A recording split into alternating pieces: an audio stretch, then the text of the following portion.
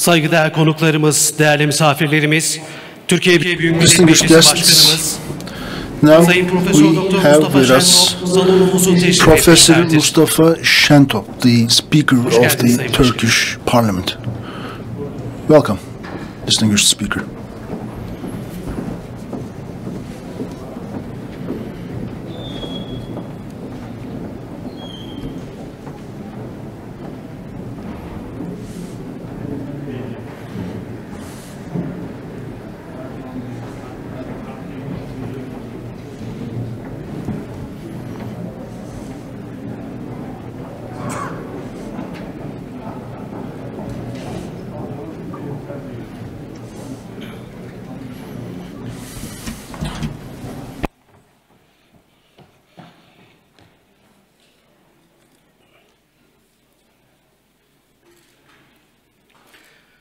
Basın mensubu arkadaşlarımıza çok teşekkür ediyoruz. Members of the press, dear friends, thank you for your kind interest.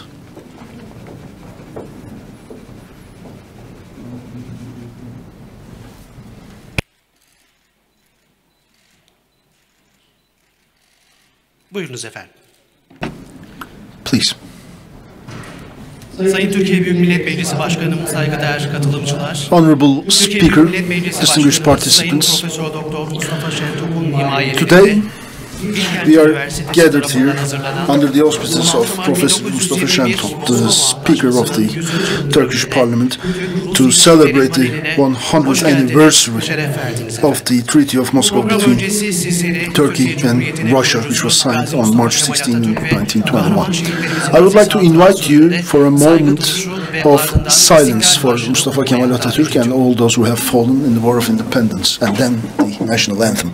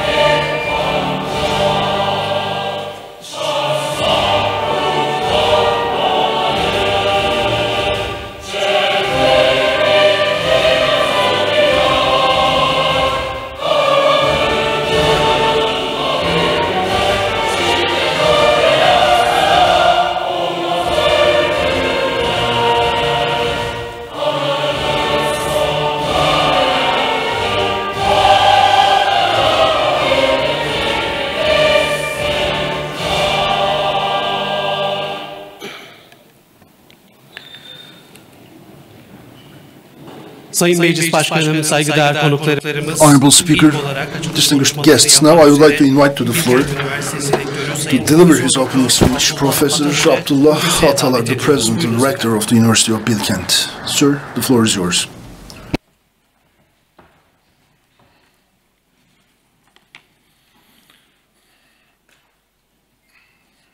Sayın Türkiye Büyük Millet Meclisi Başkanı, Honorable Speaker of the Turkish Parliament, distinguished Ambassador, Your Excellency, members of the Parliament, sayın panelistler, distinguished panelists, davetliler, dear invitees and participants, members of the press, çevirmenler, distinguished translators.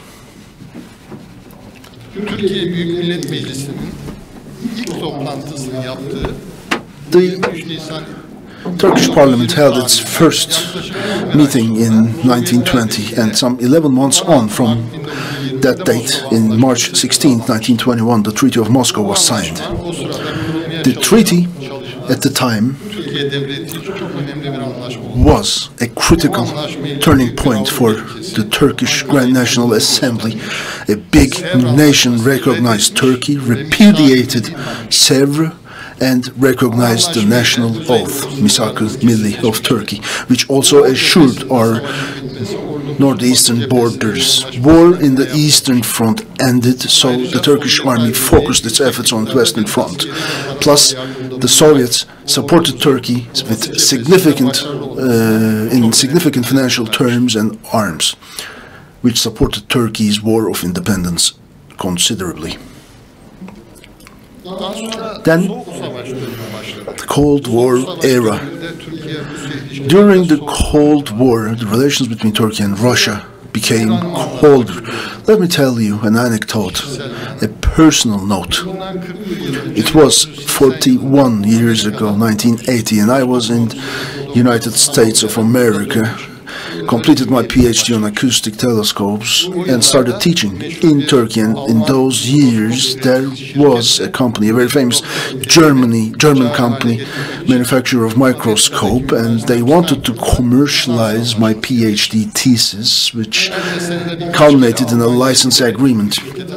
And I used to frequently go to Germany a couple of times every year to work with the German company. It required a visa each and every time I went there, and I would just pick up a place at the gate of the German embassy every time at 5 a.m. Then I received this yellow paper, which was an invitation that I would take the floor as a speaker in Russia in a conference. It is 1980, so everything was on letters. We didn't have any emails nor internet, and I was used to making visa applications. And this time I found myself at the gate of the Russian embassy. I gave the letter, but they didn't. They took the letter, but they didn't take my passport, and they invited me back in a month to find out the outcome of my application. And then I went once again to Germany. The general director of the German company called me. Americans informed me that you are invited to Russia. I have the information, and you shouldn't go because we don't want you telling Russians about the high-tech developments that we're working on. And I was so surprised how they find out about the letter of invitation. And I didn't go to the embassy. I didn't go to Russia. That's how it turned out. Now, our relations with Russia are so good. Every year, millions and millions of Russian tourists visit the Mediterranean coast of Turkey.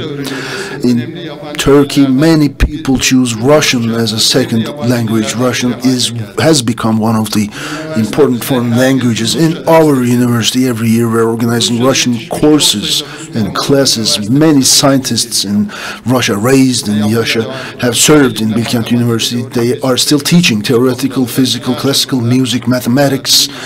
Those are the kind of scientists coming to Bilkent from Russia. They worked in Bilkent, at Bilkent for many years. Some of them retired, and many of them were most valuable people, Uzbeks, Azeris, who were raised in the Soviet times, still continue their service in Bilkent University. And I'd like to also tell you about Norman Stone. He was Scottish, Professor Norman Stone. He was from Scotland, and in 1984 he becomes a tutor of a professor of history, in 1984 at the Oxford University. He also acted as an aide and a consultant to Margaret Thatcher until 1987, and in the 90s he resigned from Oxford and then came to work at Bilkent for full-time scholarship. And then we established in those years the Russian Studies Center.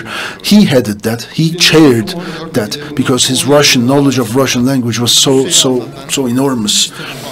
He published the Eastern Front, which was awarded the Wolfson Award of History in England. He went frequently to Russia to walk around the archives, and we lost him sadly a couple of years ago. Now in our Russian Center, we are carrying our academic work in the Russian Center at Bilkent University, thanks to all the efforts of Norman Stone. In 2013, President Putin identified 5 Russian universities which would become one of the 100 top universities in the world. And I was invited to Moscow within the scope of that project to tell about our achievements in terms of Bilkent and the successes of our school. This time I got the invitation on an email, not in an envelope, and at the time there were no visa requirements, and I just walked into Russia freely, which gave me the chance to see the beautiful land some 33 years after the first invitation. And I've seen Moscow. Now at the centennial of the Treaty of Moscow, today this gathering is so important where we will have a chance to review our relations in terms of culture, trade, commerce, academics, and which I hope will continue on and on, most respectfully.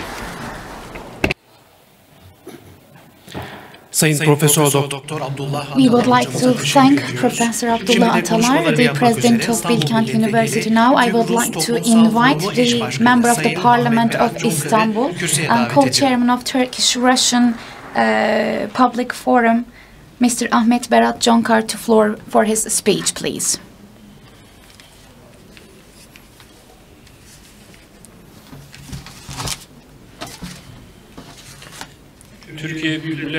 Distinguished Speaker of the Grand National Assembly of Turkey, distinguished members of the Parliament, distinguished Ambassador of the Russian Federation to the Republic of Turkey, distinguished scientists and dear press members, ladies and gentlemen. I am pleased to be in front of you via İlişkilerinin konuşulacağı program vesilesiyle huzurlarınızda olmaktan büyük bir mutluluk duyuyorum. The panel on Turkish-Russian relations on the 100th anniversary of the Treaty of Moscow, under the auspices of the Grand National Assembly of Turkey. It's an honor for me to be with you here today, and I also would like to address the participants that are joining us online. Nowadays, where the cooperation between our countries are getting intensified, where the political relations are progressing in a positive way, we witnessed that especially at the higher level, the political will is now being established in a mutual manner. This is why the majority of the attention in the world is now focusing on us, our both countries, where the regional and global issues are actually putting us in front of the focus of everyone. Therefore, having such a platform today where we will honor the 100th anniversary of the Treaty of Moscow, I believe it's really important to discuss the Turkish-Russian relations in such a friendly climate. Last October, under the Ege University's auspices, we have gathered with so many number of scientists in an online manner for the 100th anniversary of the diplomatic relations between our countries, and in that occasion as well we had the chance to discuss many aspects of the Turkish-Russian relations. I believe today as well the discussions of the day will contribute greatly to the Turkish-Russian relations. I personally would like to thank Professor Mustafa Şentop, the Speaker of the Grand National Assembly, for having this organization under his auspices, together with everyone that contributed to today's event. Distinguished participants, the Turkish-Russian relations actually have a deep-rooted history dating way back, and our relations are multi-dimensional. We talk about approximately a 500-year-old relation starting from the beginning of 1500. In my speech, if you allow me, I would like to talk a little bit of the Turkish-Russian Public Forum, to which I am the co-chairman. That is an important organization for the Turkish-Russian relations. As you can understand, in the panel discussions, the scientists and academicians will go into details of the relations between the two countries in terms of geopolitics, economics, the social relations, cultural relations, the military relations, and of course the historical ones, by touching upon the challenges that we have encountered so far in the history, together with the joint experiences that we gathered, especially in this joint geography that we are sharing, by touching upon the cooperation opportunities that we have, together with the potential that we mutually have, with of course a touch of human stories in detail. Distinguished Distinguished participants, we live in the same geography, and just like yesterday, today we also are the two determinant and vitally important countries in this geography. The Russian Federation is a valuable neighbor and a partner to us in terms of the bilateral and regional cooperation. We are efficient regional actors of Caucasia, the Middle East and the Black Sea Basin, and at the same time, from another perspective, we can say that we have a geopolitical competition between us. So as Turkey and Russia over the centuries, sometimes we had competition and sometimes we had more friendship and more cooperation, but one way or another we were always interacting with each other, and in times where we were better at managing the cooperation and competition together, we achieved great gains and achievements for our geography.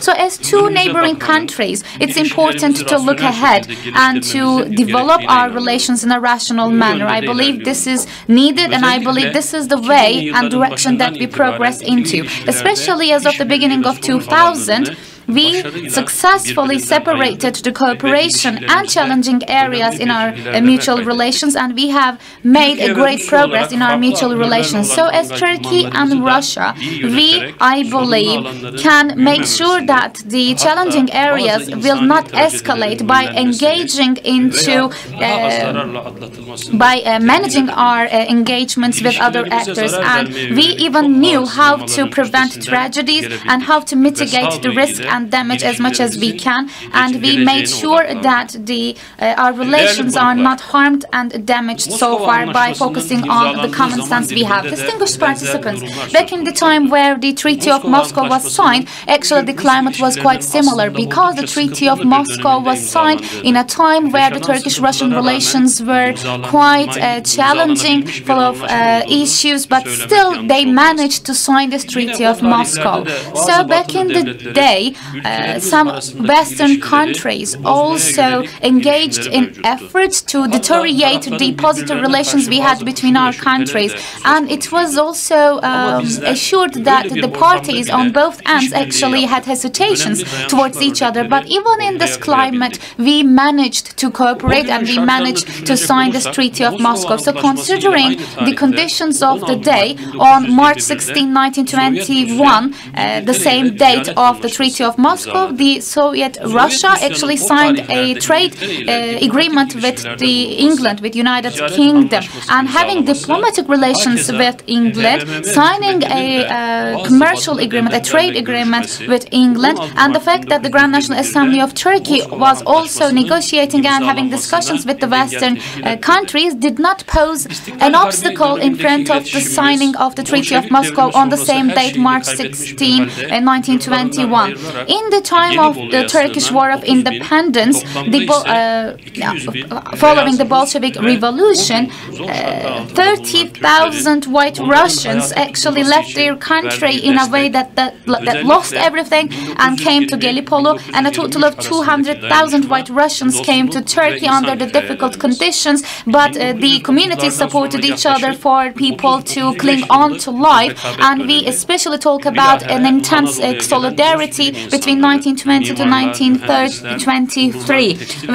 We can see this by looking at the friendship and human stories. After 1930s, for 35 years, we had an era of competition, but the Russian scientists, the architects, the engineers that came to Anatolia actually contributed to the establishment of textile factories, the iron and steel factories, the refineries and the ports, including many other institutional plants. With this cooperation and support, we see that the relations actually nourished in the 1990s together with the shuttle trade, where the Russian products and Turkish products were exchanged between the countries, and an important turning point was in 2000, where the commercial relations between our countries became based on further collaboration with huge investments. Therefore, I can say that even recently, by looking at the groundbreaking ceremony of the Akkuyu nuclear power plant third unit between our head of state, our relations are progressing every passing way. Therefore, we can understand that the positive relations between our countries are not new, but actually dating back hundreds of years ago. Due to many challenges based on the geography, of course, we can have relations with East and West, and we exert efforts to make sure that we nourish the relations between. But we are also challenged by the unfair methods and unsincere intentions, malintentioned manners that target our security, our interest, and our national values together with our independence. So we will continue fighting against these malintentions. In this regard, our cooperation with the Russian Federation is not just an alternative to the Western relations that Turkey can have. Therefore, it's not accurate to say that we only have good relations with Russia just because we are challenged by the ones that are on the Western side. Let me underline one thing. As the nation and as the country, we never forget those who side with us in challenging times, because in difficult times, it is those that side with you that will side with you in the future as well, and vice versa. We do the same. We side with them in their challenging times as well. Distinguished participants, in this era where the borders are being abolished, where the communities actually get to know each other, we are having interaction more than ever. And in today's point that we reached, we have relations between our countries which cannot be reflected as a state-to-state relation. This relation that we have is now from community to community, from public to public relation. The marriages between our communities reached approximately up to 150,000, and approximately 4,000 Russian citizens purchased property in Turkey in recent years. And by looking at many statistics like this, looking at the general picture, we understand the size of our potential and the responsibilities that are on our shoulders. So at this point, I would like to touch upon the Turkish-Russian Public Forum, to which I have been the co-chairman since September 2014. There are actually two things that I would like to touch upon, if you allow me. The Turkish-Russian Public Forum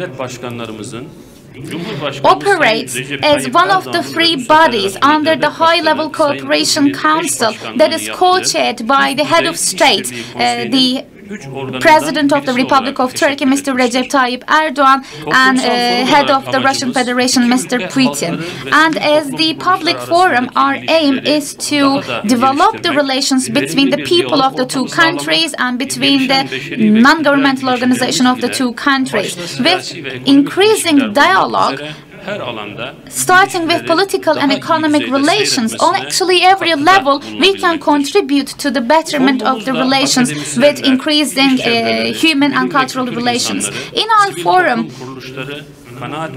there are committees that are established and membered by academicians, businessmen, science and culture experts, NGOs, opinion leaders, artists and athletes.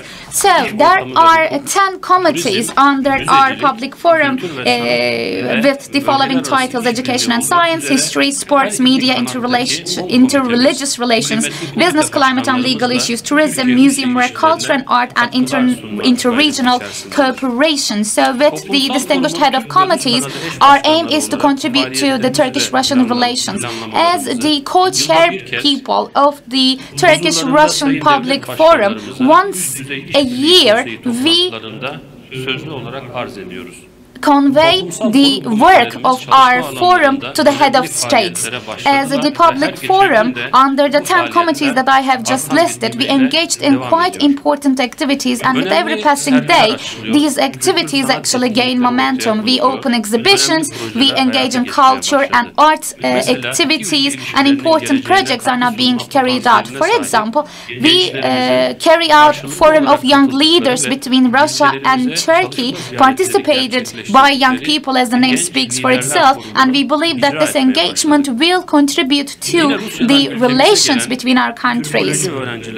Likewise, we organize summer schools for history chaired by the chair of Turkish Historical Committee, Mr. İlber Ortaylı, for the Turkology students coming from Russia to Turkey. One of the speakers of today is Mr. Mihail Meyer, who is the head of the History Committee, the co-chair on the Russian side, and he actually accompanies Mr. İlber Ortaylı during the summer schools.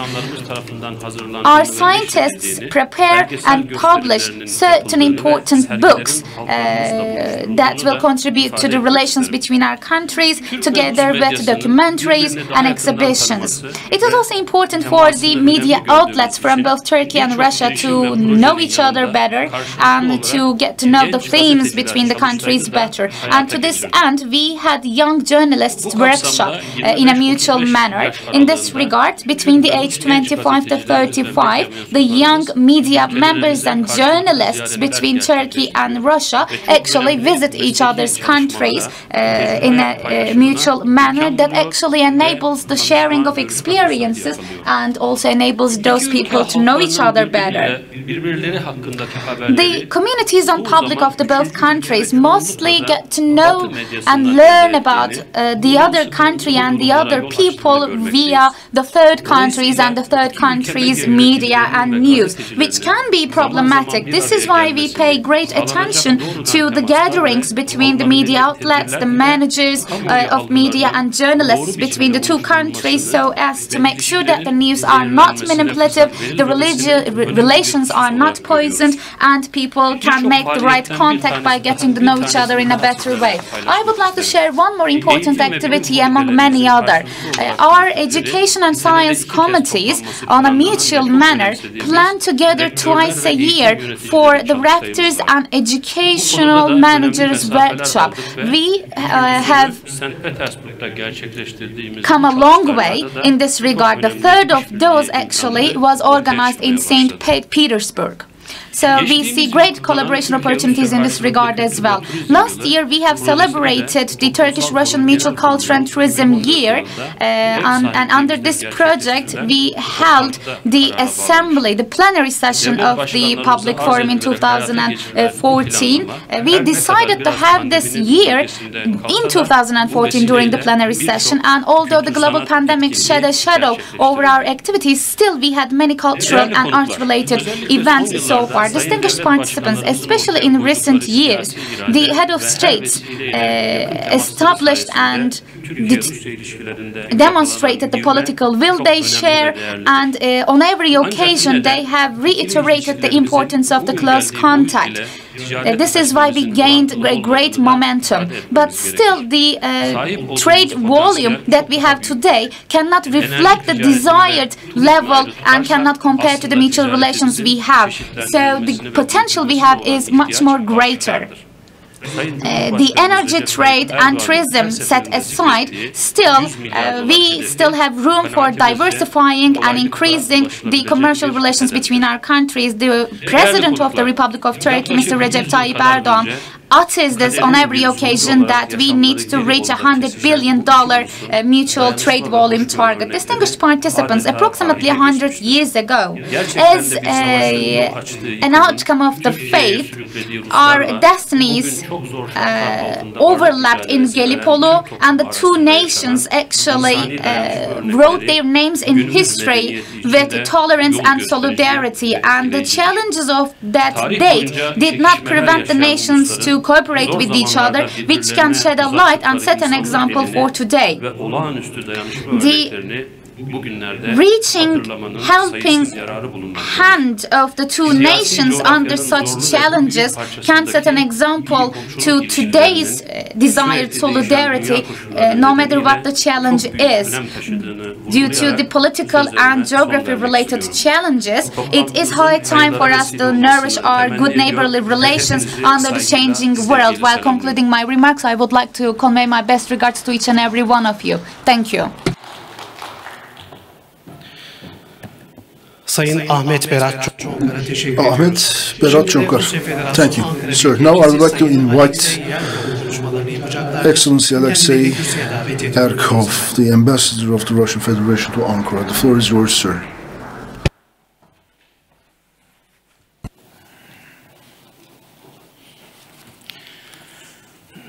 Уважаемый господин председатель Великого национального собрания Турции, уважаемый Honorable Speaker of the Turkish Parliament, President of the University of Bilkent,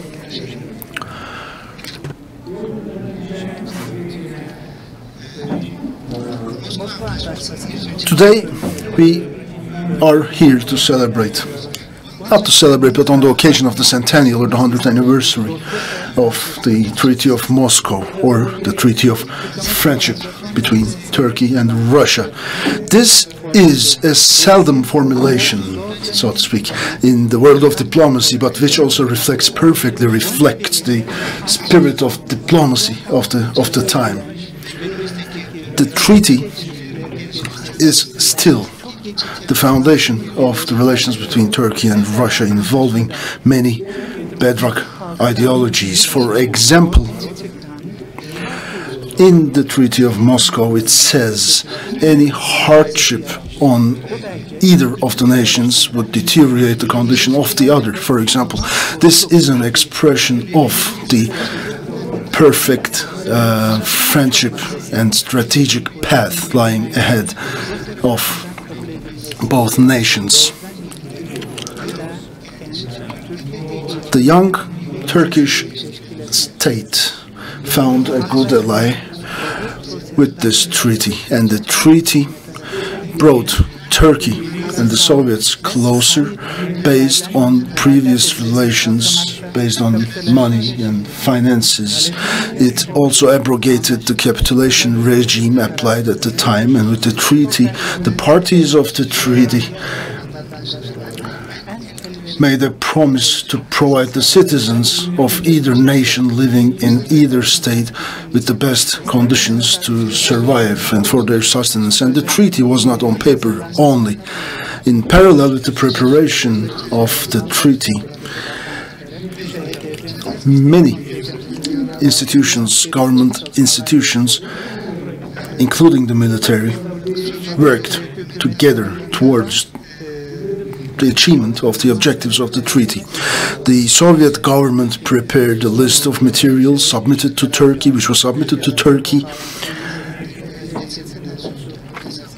all to ensure undisrupted continuation of the relations between the two nations, as well as to overcome any hardships, which was ensured by allowing free circulation of goods between the two nations.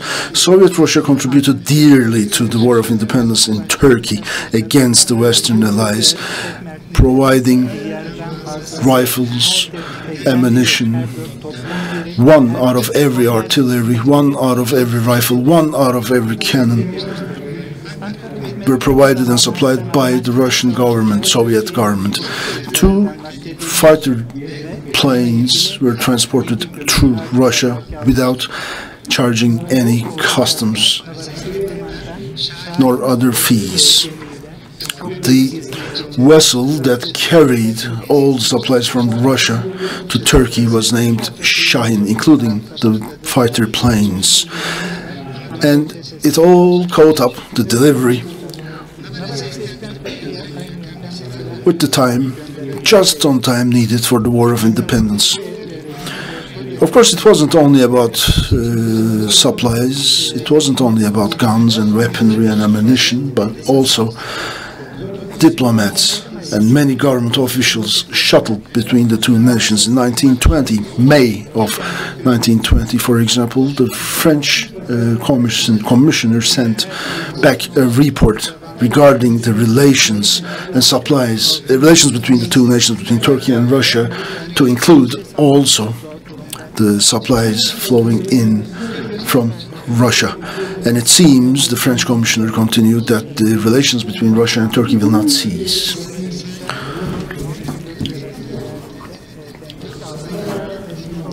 There was also an amount of gold worth of 80 million Turkish liras at the time, which was just about the annual budget of the Turkish parliament at the time. gold. Yeah, gold. Soviets also sent gold to Turkey. Ammunition factories, including other factories, including publishing houses, printing presses, and movie equipment, cinema equipment, were also involved in the cargo coming over from Russia to Turkey. In Trabzon, Soviet commanders helped to raise 100,000 rubles worth of money to build dormitories for orphans. Despite all the hardships at the time, Turkey supported Russia, southern Russia especially, with grains and other food. Once the war was over, Mustafa Kemal Atatürk was so grateful to Turkey, hence his letter to Lenin, talking about the centuries of wars between Russia and Turkey. And despite all the roaring history based on war, such friendly relations emerging at a wartime, at the time of war, surprises the entire world, said Mustafa Kemal in his letter. Turkey never ceased its positive politics and diplomacy with Russia. Atatürk also said that I assure you, directly and indirectly, any treaties against the Soviet Russia, Turkey will not be and never be a part of.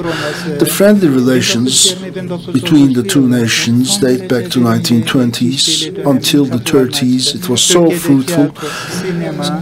Theater, cinema, human sciences, and other science branches of science involved Russians in Turkey. And we see today the fruits of those strong relations. Continued also in aviation. Turkish aviation sector blossomed between Moscow and Turkey. The first flight took place in 1934. Turkish planes arrived in Russia for a sky parade, and then Sabiha Gökçen, the first Turkish women pilot, spent some time in Russia for internship. Until 1937, Soviet equipment was supplied to Turkey, and thanks to those supplies, in Kayseri and Nazilli manufactories were opened by İnönü, the then Prime Minister, and İnönü commemorated those factories as a token of the friendly relations between the two nations, as a symbol of the friendly relations. And Soviets contributed dearly to many walks of life in Turkey. The foundations of many factories, including steel factory in Istanbul, iron and steel factory in Istanbul, and many other factories all over Turkey, have been laid in cooperation with the Soviet Russia. Arpaçay Reservoir, Seydişehir Aluminum Factory, many power lines and businesses. The friendly relations rooting from centuries ago today are continued pursued in welfare and with the same friendliness. I would like to emphasize once again that the economic relations and cooperation between Turkey and Russia involve tourism, all of which are of significant importance, bringing together the two nations, giving rise to a mutual understanding and closeness between the two nations. Dear friends, last week the leaders of our nations, of our countries, Excellencies Putin and Erdogan, have inaugurated the third unit or third sector of the nuclear plant. And I was thinking at the time of the Treaty of Moscow, which was upcoming, and our nations and all the successful relations based on friendship, based on cooperation and collaboration. And I was thinking about such robust foundations which were laid centuries ago. Dear friends, if not 100 years ago with the Treaty of Moscow, of course. As I conclude my remarks, I would like to extend my gratitude to you, sir, the Speaker of the Turkish Parliament, and also each and every everyone who had a hand in the successful event for the organization, and I wish each and every one of you a successful conference. Thank you. Sayın Alexey Yerhov'a teşekkür ediyoruz. We would like to thank distinguished ambassador Mr. Alexey V. Yerhov. Now I would like to invite we will watch a video clip from the signing ceremony of the Treaty of Moscow from the Kremlin Palace.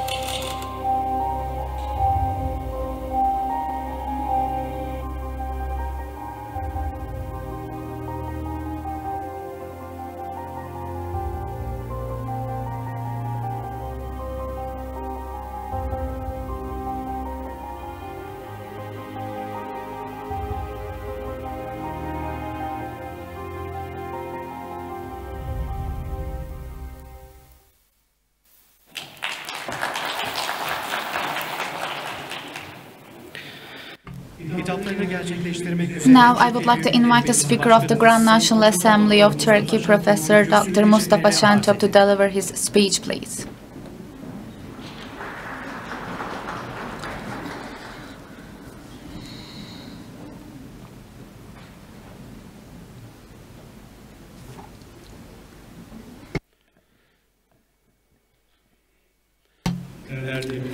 Distinguished members of the Parliament, distinguished ambassador of the Russian Federation to Ankara, distinguished rector of Bilkent University, esteemed academicians, and dear guests. I would like to convey my best regards to each and every one of you, and I would like to welcome you to the panel on the Turkish-Russian relations on the 100th anniversary of the Treaty of Moscow of March 16, 1921, which is actually the Treaty of Brotherhood between Turkey and Russia, which does not only have a symbolic meaning, but it is also quite important from a legal perspective. Welcome. The Treaty of Moscow has a special place since it's the very first international treaty signed by the Grand National Assembly of Turkey, which is procedurally came into force in both states. As you know, before in 1920 December, there is the Gümrük Treaty, but it was not enacted and ratified by the parliament, so it did not came into force. This Treaty of Moscow is an important treaty because it means the Russian Federation recognized the Grand National Assembly of Turkey's government, and it actually determined the eastern borders of our country. We have celebrated the diplomatic relations in the modern age last year in 2020. So Treaty of Moscow was signed 1 year after the initiation of the diplomatic relations, and this actually demonstrated a mutual decision between the two countries for further nourishing the relations. The relations between our countries actually go way back. Before that, in 1492, for example, Tsar Ivan III sent a letter to the Sultan Bayezid II for improving the commercial relations, which is considered to be the onset of the relations. Just a minute ago, we have watched a video that took us back to those days and actually carried the spirit of the political and historical negotiations to today. In our history books and in the documentaries, we already knew certain things, but with these new video clips, I believe we can bring a new meaning to the incident, because looking at the video, we witnessed the sincere friendship between both sides of the table. On one side, on the Turkish side, we saw Yusuf Kemal Tengirşek, the Ministry of Economy, and Ali Fuat Cebesoy, the Member of Parliament in Ankara, an ambassador of the Republic of Turkey to Moscow, together with Dr. Rıza Nur, who was the Member of the Parliament for Sinop province and the Ministry of National Education. They were there on one side of the table representing the GNAT, and on the other side of the table we have seen the Georgi Vasilev Chicherin, the People's Commissar of Foreign Affairs, and Celalettin Korkmazov, who was a close friend of Vladimir Lenin, who was originally a Kumyk Turk.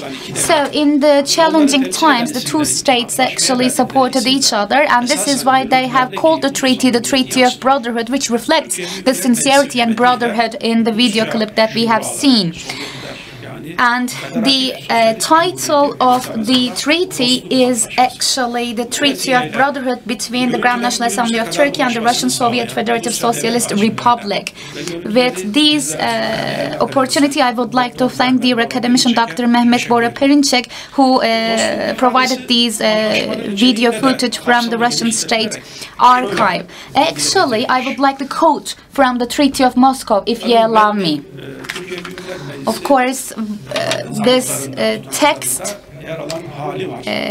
is already in the minutes of the Grand National Assembly of Turkey, which is written in the Ottoman Turkish, in an older version of the language that we use today. And as an academic in origin, I have special interest in the academic work. And the Treaty of Moscow was ratified by the Parliament on the 31st July 2021, they say. However, this is wrong. There is no plenary session of the Grand National Assembly of Turkey on the 31st of July because it was a Sunday. The 57th convention, the 57th plenary, actually occurred on the 1st and 2nd of August. 58th and 59th of the plenary session occurred on the 1st and 2nd of August, not at the end of July. So looking at the archives, I realized that the date was wrong. So on the 53rd of the plenary session, the Treaty of Moscow was discussed by the Grand National Assembly of Turkey. Therefore, on the 21st of July in 2021, the Treaty of Moscow was recorded in the minutes of the plenary session of the Grand National Assembly of Turkey. The treaty was drafted in French and Russian, but in front of me I have the official translation of the text, as you can find in the minutes and records of the Grand National Assembly of Turkey from 2021. So it is called the Treaty of Brotherhood originally. Well, I will not quote the whole text, but I will try to simplify the exact text. It says, the government of the Socialist Federative Republic of Russia and the government of Grand National Assembly of Turkey, sharing the principles of brotherhood of nations and of the right of peoples of self-determination, and acknowledging that their solidarity in the struggle against imperialism, together with the fact that hardships conflicts caused to one of our two nations will invariably worsen conditions for the other, and entirely inspired by the desire to establish between them enduring cordial relations and continued friendship based on the mutual interest of both parties, have decided to enter into a pact of friendship and brotherhood. And this is how they assigned their delegates. This is the introductory preamble of the Treaty of Moscow, which reflects the spirit of the treaty. These words were written 100 years ago. And I am pleased with the point that we reached today in our relations, but actually the text reflects the good relations between our countries which continue today. And the relations between our countries and nations actually exceed 500 years back in history. Of course, the relations should be assessed looking at the conditions of the date, considering the fact that there's a natural competition between the two countries that can be described as an idyllic poem of the two countries. The two rooted states share the same Eurasia geography. When they cooperate, this actually benefits our region, benefits our people, and actually benefits the whole world. Even in the most challenging times of the Cold War, despite the ideological differences, we had neighborhood law and we had mutual respect to each other where we carried out mutual projects. Therefore, today's panel, I believe, which we organize on the 100th anniversary of the treaty, will contribute to the furthering cooperation between our countries and we are having this panel in a time where all the eyes are on Turkey and Russia, where many international issues are now being on the agenda. I believe today's panel will shed a light for the further assessment of historical issues and contribute to the increasing cooperation between our countries. The Treaty of Moscow actually steered the relations between Turkey and Russia in a post-World War I era, and the treaty, starting from the proclamation of the Republic until mid-1930s, represented and paved the way for a collaboration spirit, but after 1930s, the spirit of cooperation actually emerged with regional and global developments. Towards the end of 1960s, the Soviet Union supported our country for creating the industrial infrastructure, and the spirit of cooperation actually emerged again. The very first natural gas agreement was signed in 1984, which was a quite crucial step for improving the relations between our countries. The Turkish construction sector started to operate in the Soviet Union in these years, which is a quite good outcome of the good relations. Looking at all these examples, we once again understand that the Turkish-Russian relations include concrete cooperation despite every challenge, even during the Cold War. So looking at the 1990s, where the potential of our relations was not reached, came with uncertainties that was brought by the Cold War in an international level, and we could not actually blossom in those years. However, coming to 2000, we gained momentum and our cooperation diversified. In these years, new opportunities emerged for big partnerships and huge projects, which actually paved the way for creating a bigger level cooperation between our countries. The very first official visit of Mr. Vladimir Putin, head of state of the Russian Federation, occurred in 2004, and this was 32 years after the visit of the Soviet Union High Soviet Presidium Chair, Mr. Podgrinov, in 1972. Let me underline, 32 years, which is a long time. However, today, the President of the Republic of Turkey, Mr. Recep Tayyip Erdogan, and Mr. Putin, the head of state of the Russian Federation, are in constant communication. They pay official visits to each other, they get together face to face, and they also participate in joint online conferences, or they speak on the phone. So as the Grand National Assembly of Turkey, we are also in contact constantly with the Russian Federation Parliament, with the Federation Council, Council and the State Duma.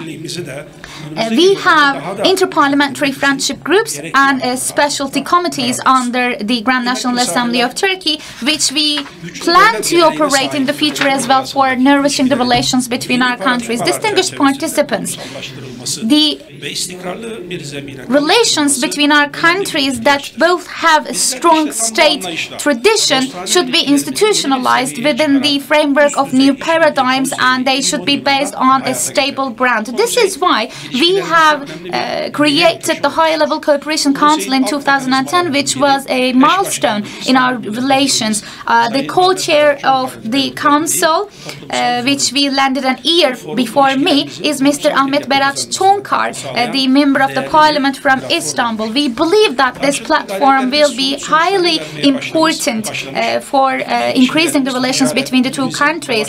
Thanks to the mutual efforts between the countries, we have started to yield concrete results in trade, tourism, transportation, construction, and culture.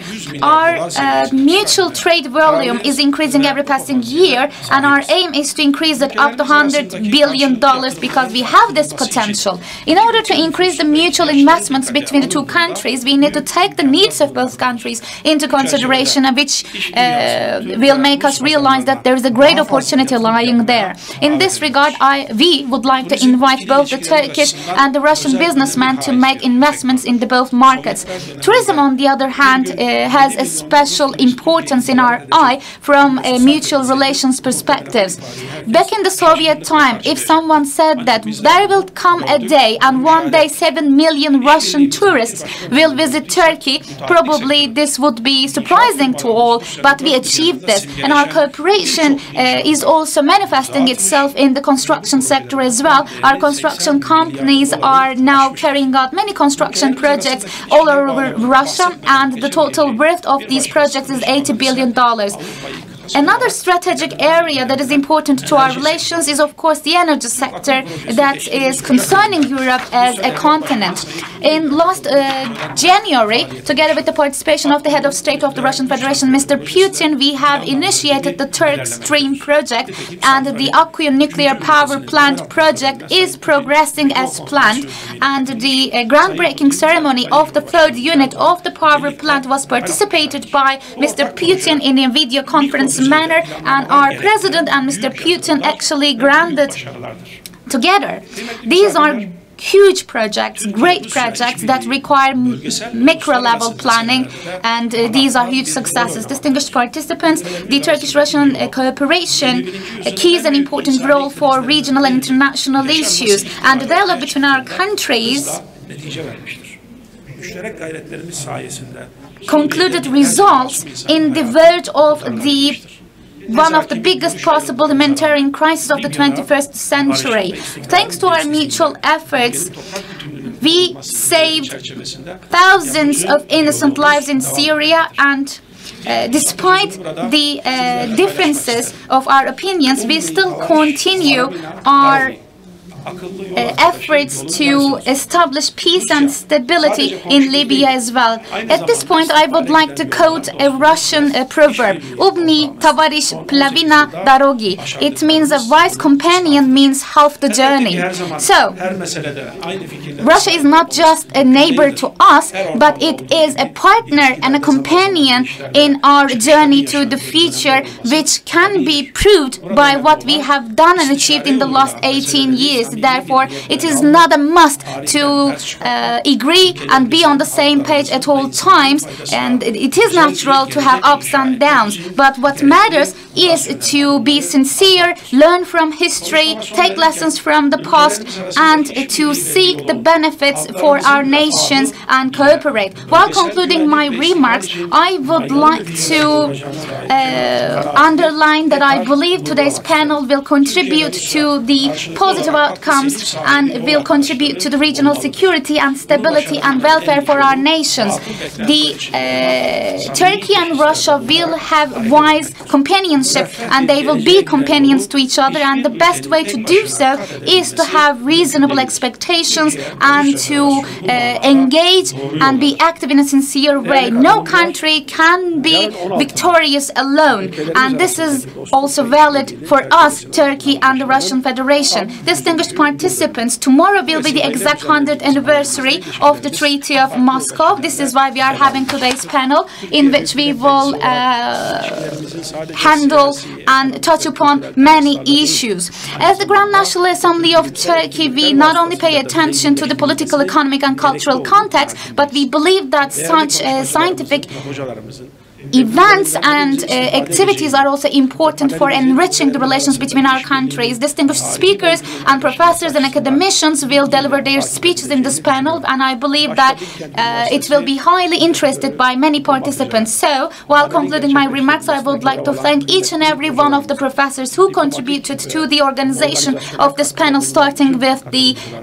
president, the rector of Bill County University, and convey my best regards to each and every one of you once again. Thank you.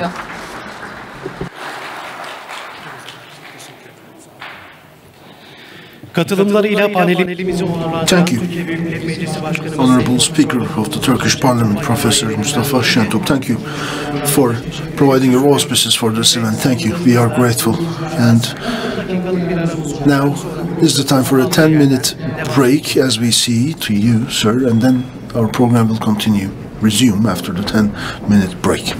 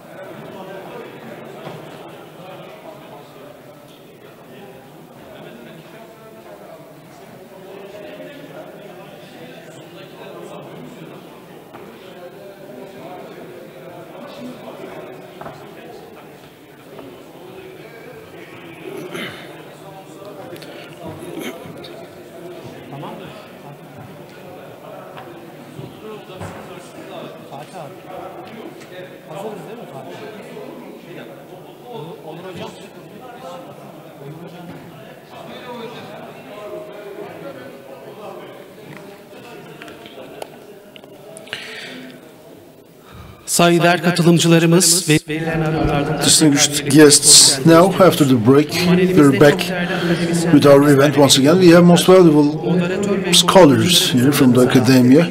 I would like to now invite the moderator and the speakers. The panel will be moderated by Dr. Onur İşçi, the chairman of the Center for Russian Studies of University of Bilkent, and our speakers are the honorary chair of the Turkey-Russian Cultural Center, Dr. Mikhail Meyer, who will join us online. Welcome, sir. And to tell us about the Kemalists and Bolshevists during the War of Independence, search for understanding, Dr. Pavel Shilikov will join us online once again. He is a Turkologist in the University of Moscow. And to tell us about 16th of March 1921, the Treaty of Moscow, we have from Ankara University International Relations Department Professor Erel Telal. Welcome. And then we have the Treaty of Moscow, Geopolitics and the World Order is the name of the presentation, to be delivered by Dr. Michael Reynolds from the University of Princeton Near Eastern Studies, Department of Near Eastern Studies. So now back to you, Professor İşçi, Onur İşçi, as the moderator of the panel. The floor is yours.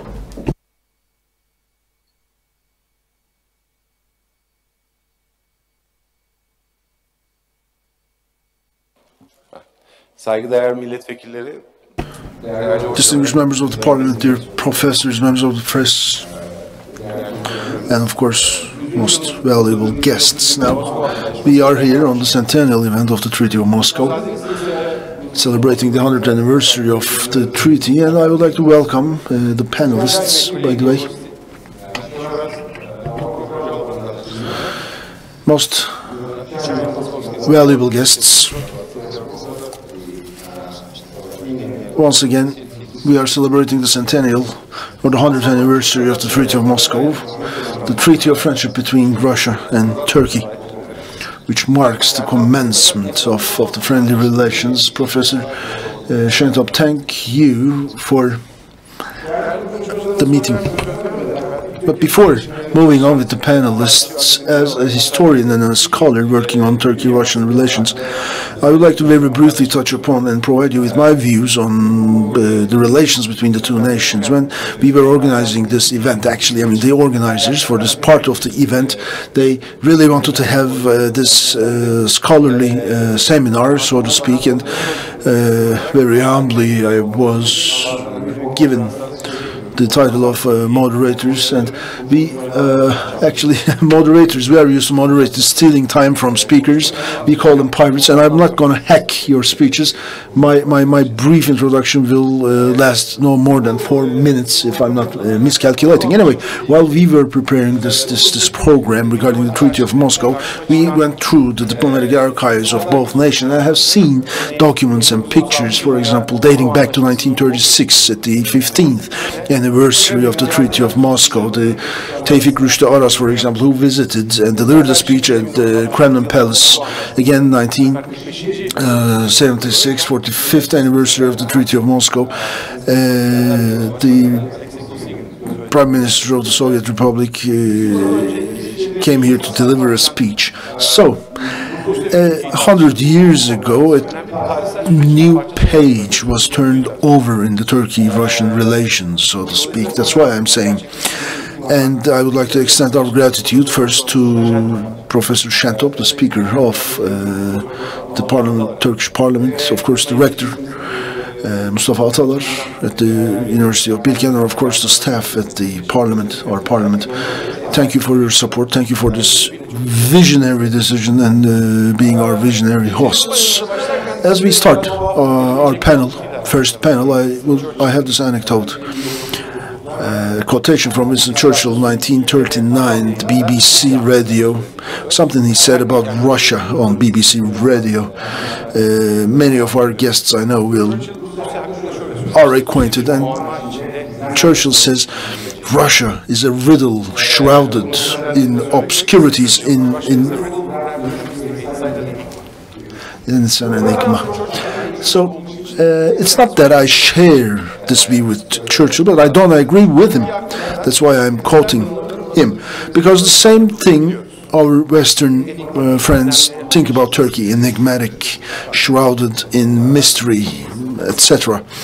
We still see the same comments in the Western media, and the same thing goes for relations between Russia and Turkey. I mean, quote-unquote, Russia and Turkey in English on Google. Just Google it, and you will see these metaphors, extraordinary metaphors that you cannot, frenemies, bromance, and marriage of convenience, etc. And I mean, I couldn't translate them. I don't know how to translate them myself. I think our translators, and hope our translators will be able to. But what they are meaning, or what they are trying to say, is that when they say that relations between Turkey and Russia are an enigma and a mystery, they mean that they must act in unison. So 100 years ago, in the press, U.S. press and the British press, the same things were going on. I mean, all these relations tested through centuries and centuries of war. There are very, very interesting words that were being devised in the U.S. media and the British media 100 years ago.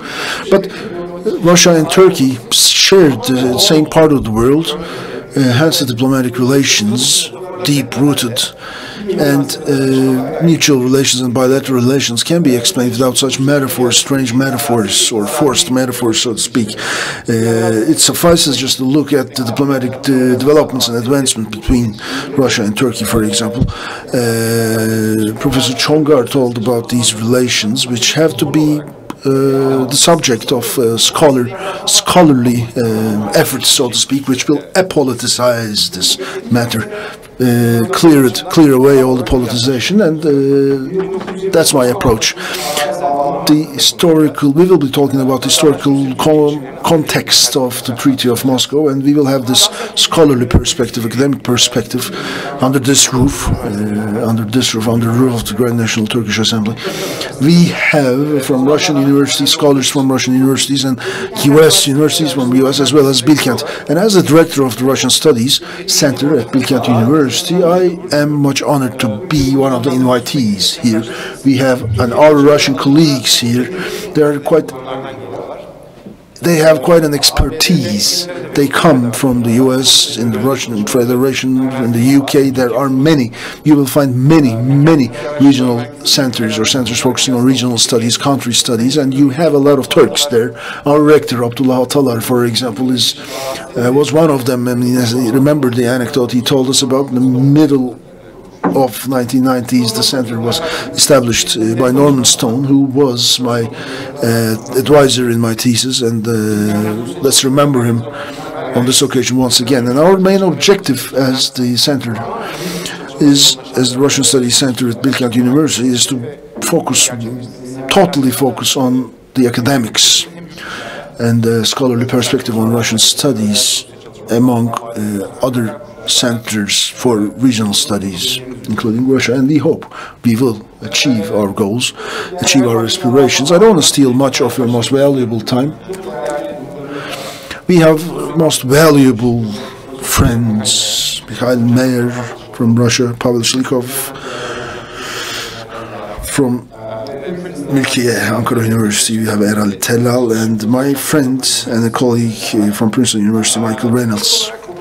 We will listen today, starting with Mikhail Meyer and Pavel Shlikov. Our program will continue, and without further ado, without stealing much of your most valuable time, if we can, please, let's connect to Professor Meyer to listen to what valuable things he has to share with us. Thank you, sir.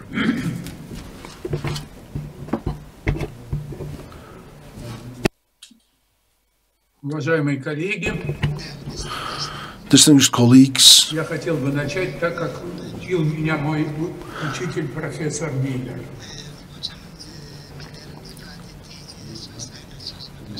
I would like to start with what one of my professors has said. At the time, he said he was checking test papers submitted by students, and he was saying, I don't see any clarity still regarding the dimensions of these relations. And I repeat, quote from him directly, until now, so far, we are still waiting for that clarity, especially about Turco-Soviet relations, as to how it all began. It is an enigma, really. That's where the mystery lies, how it all started, where and when. And looking into the literature, we see certain dissertations, certain accounts, where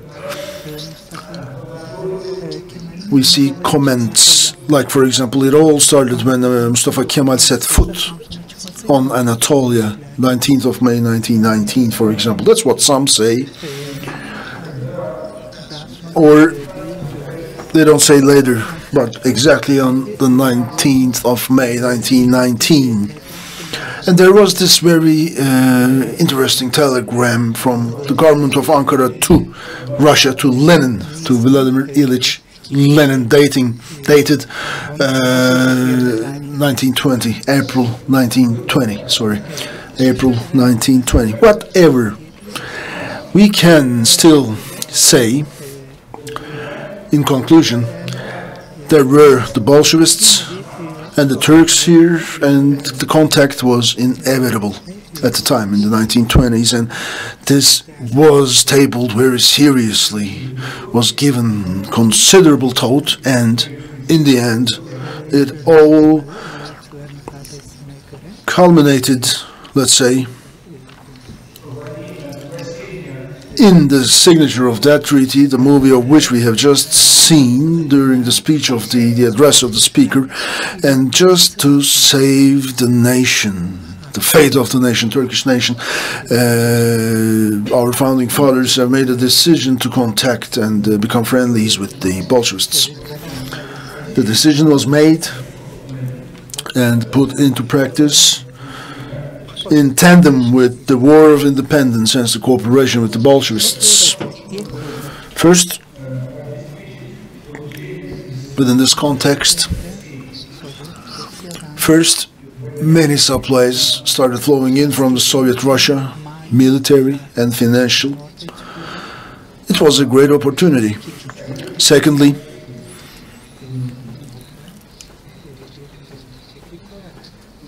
an alliance. And as an ally, Russia was a serious ally, a robust one, and which caused, so to speak, a rapprochement with other nations upon seeing Russia behind Turkey and Turkey behind Russia. And Turkey, with such a great ally, had an upper hand against the Western allies, and actions became to be more calculated, so to speak. And this is, I think, a shared view of the scholars, of many, many researchers. And also there's another idea or another vantage point on this. Remember the Pashas, Halil Pasha, Enver Pasha, the Ottoman Pashas, the generals, of course, leading the military, Ottoman military in the Caucasus. They fought in those parts of the world during World War I. They had a great knowledge, acquaintance with that part of the world, especially Halil. The General Halil Pasha was so knowledgeable about issues pertaining to the Caucasus and he fought together with Kazım Karabekir, who knew no less than him about that part of the world, the Caucasus, and they advised Mustafa Kemal Atatürk. They said that this is an opportunity not to be missed, an initiative to be taken, must be taken. And authorities in Ankara,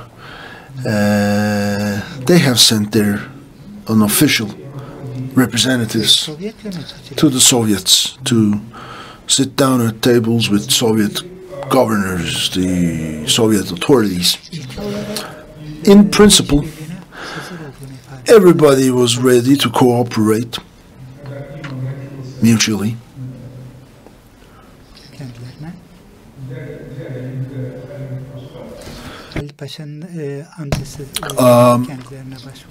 Uncle of General Halil Pasha consulted with them. He was told, and he was knowledgeable, another knowledgeable scholar about issues about Caucasus, and he advised the same, approving such a cooperation, and who were brothers in arms with Kazım Karabekir as well, just like many of the founding fathers were, almost all of them. And as such, he became was appointed as the unofficial representative of the government in Ankara, the new government in Ankara. And these governors, the rulers, if you like, on both sides, Russia and Turkey, but especially on the Russian side, they said they were ready in principle to provide support, and that they would. In Russia, Halil Pasha, the general, he at the same time in Russia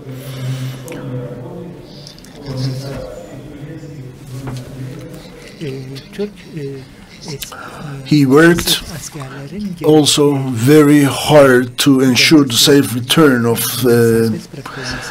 Turkish soldiers in captivity. He steered through negotiations and talks to free them and to ensure safe return for them. There were quite a number of such soldiers in captivity in Russia.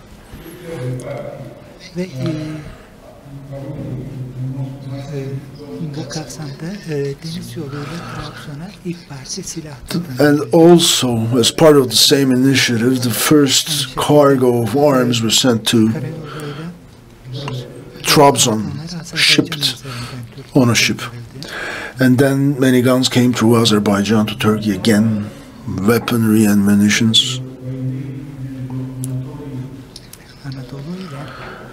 And there was Anatolia, and this clash between Anatolia and Istanbul. There was this official warfare between the two poles, Anatolia and Istanbul, Ankara and Istanbul. On April 11th, against such a backdrop, the parliament, the Ottoman parliament, was abolished by the Sultan himself.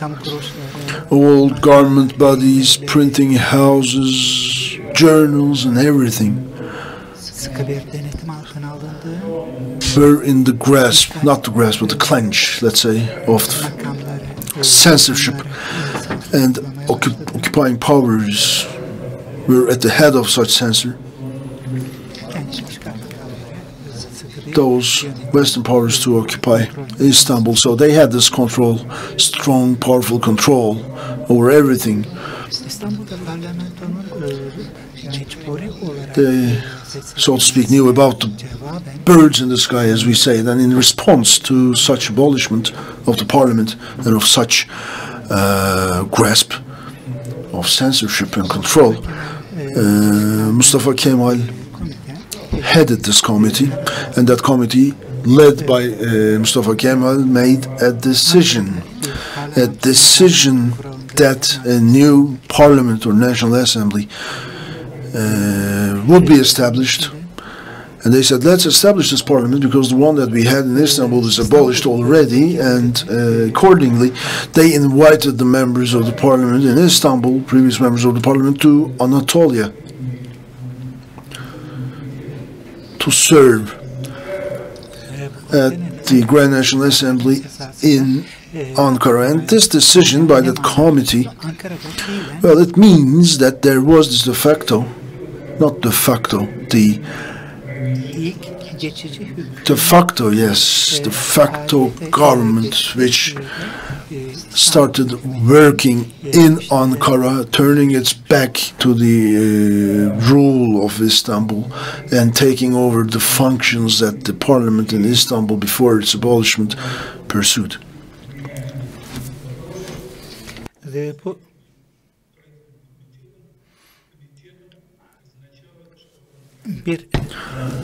Then this committee, carrying on with these activities, demonstrated that the government in Ankara was flourishing, was blossoming. It would be a transition period towards the independence, and it was the blossoming of the very first government of that War of Independence to steer. And then patriots started flowing into Anatolia from the western Istanbul, the military, journalists, all those people headed to Ankara, towards Anatolia. And Ankara at the heart of Anatolia, and work was ongoing to establish the parliament in Ankara, but it was not easy. I mean, that the times were so hard, and the elections for the new parliament, and then after the elections and the parliament was elected, it convened on April 23rd, headed by Mustafa Kemal,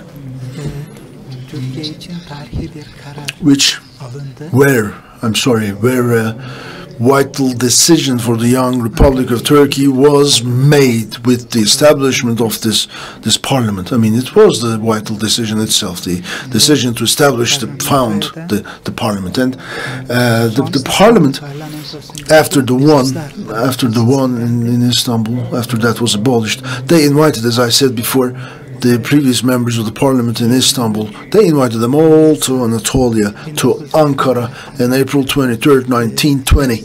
That was the date when the first parliament of the Republican Republic was inaugurated in Ankara, April 23rd, 1920.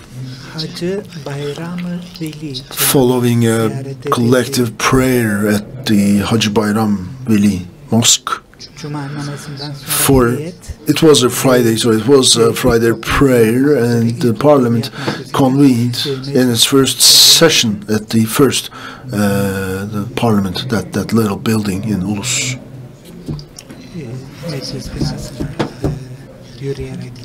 They walked there, just across the street, so to speak, from the mosque to the parliament, and they walked there to convene at the first session of the parliament,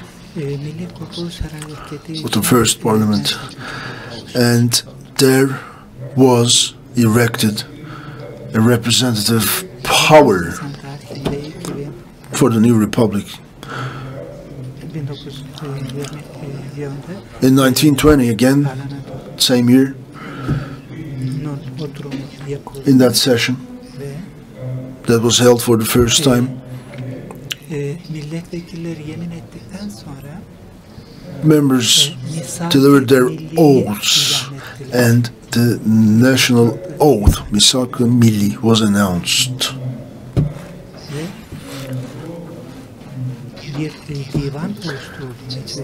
The assembly was established to serve until October 5th, and that committee was, or as parliamentary assembly was authorized to direct the workings of the parliament, so to speak, which continued from then on. So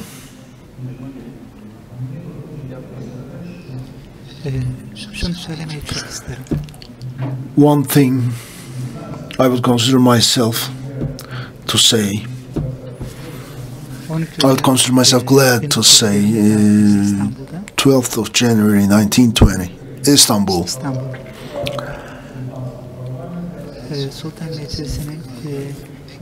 The Sultan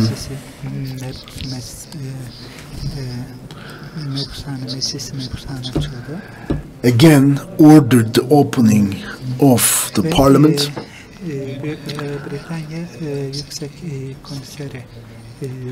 Supervised, let's say, or overshadowed by the presence of the commissioner, British commissioner, and they were hoping that once the parliament in Istanbul was re-inaugurated, they hoped that it would cause the efforts in Anatolia to be in vain. But did that happen? Well, no. I mean, what happened on the very, very first day was far from fulfilling those expectations of the Sultan and the Western allies. Back to Ankara, the obligations and liabilities shouldered in Ankara, the members of the parliament in Istanbul, they didn't want to shoulder the same burden. But unlike their colleagues, let's say, in Ankara, there were many committees to defend the rights of the people which were not embraced in Istanbul. Their terms of reference was, let's say, turned down, not accepted. And similarly, they also failed in a similar fashion to establish parliamentary committees. They couldn't do that in Istanbul. And the occupying forces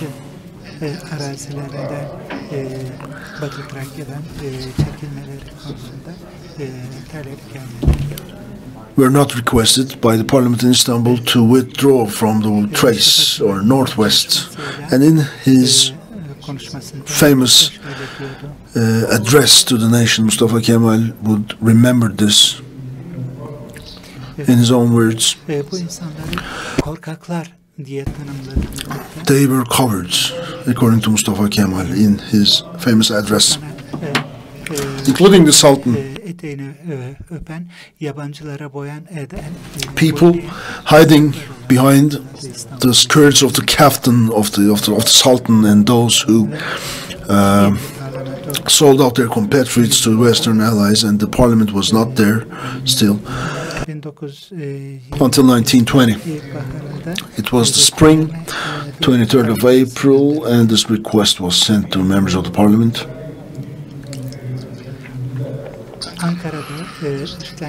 That this parliament was in blossoming in Ankara, and members of the parliament were reminded, I mean, you can call it an ultimatum, for the members of the parliament hiding behind the Sultan in Istanbul, that they remembered their obligations and their promises and their oath, of course, their oath, upon this ultimatum, a group of members of the parliament, they have established their own parliamentary committee upon this call, if not an ultimatum, and the national oath was drafted based on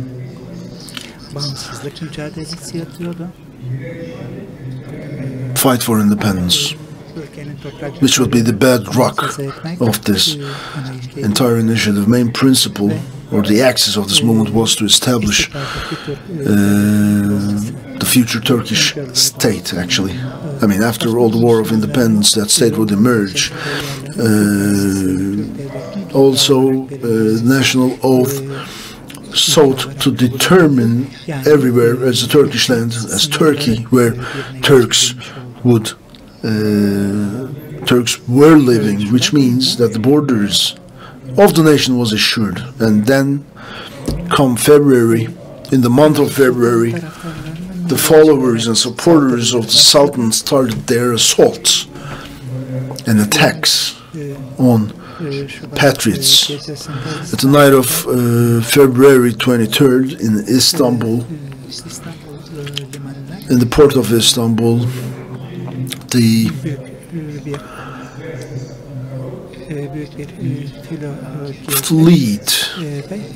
enemy fleet entered. It was the de facto occupation of Istanbul. Again, all links disrupted with the government in Ankara.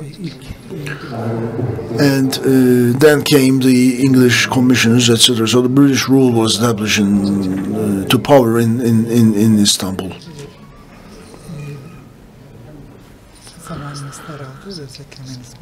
If we can wrap up briefly, just for time concerns, Professor Mayer. So yes, Istanbul was under enemy occupation. The night of 15th of March, well into 16th, that night,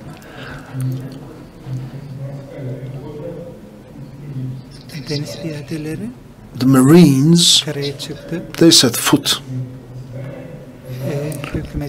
on land, occupied government buildings, the barracks were all compromised and handed over, and this lasted until 18th of March, when the parliament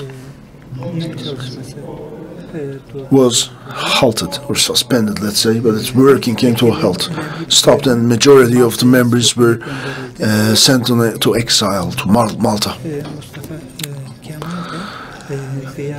And in absentia, Mustafa Kemal, a decision was made to hang him by the neck. He was to be executed according to this decision, and all leading up to this open war, plain war between Ankara and Istanbul, on 11th of April, the Ottoman Parliament and its members was abolished officially and for real by the Sultan.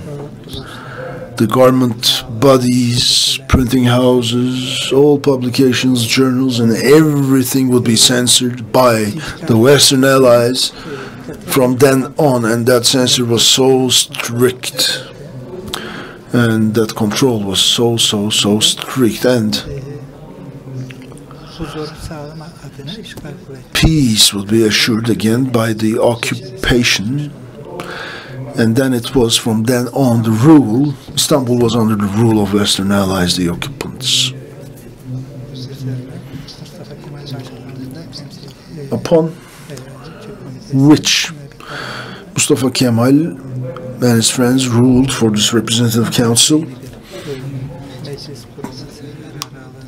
Then came the decision to establish this new parliament in Ankara to house, of course, members of the parliament in Istanbul, who were invited to join them in Ankara.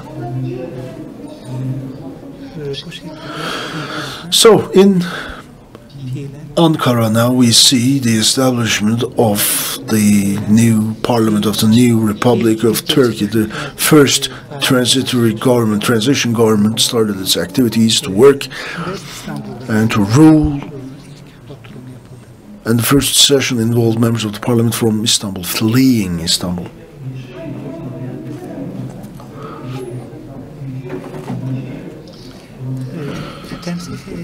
The Representative Council and its decision has a meaning. It means that decision that this transition government would start to work in Ankara. Istanbul is under occupation. People are fleeing Istanbul. Military, journalists, government officials, everyone.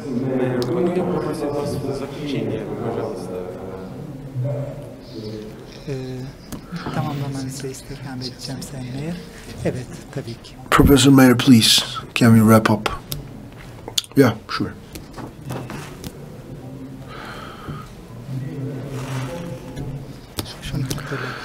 But just to remind you one last time,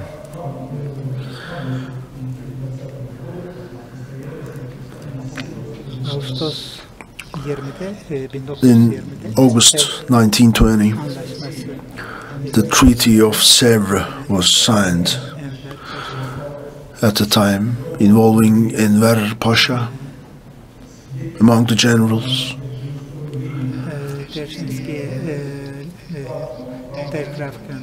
who sent from the Western Front a telegram to Dzerzhinsky 11th of August 1920 upon signature of Sèvres, the Treaty of Sèvres, and Enver Pasha set foot in Moscow on that date.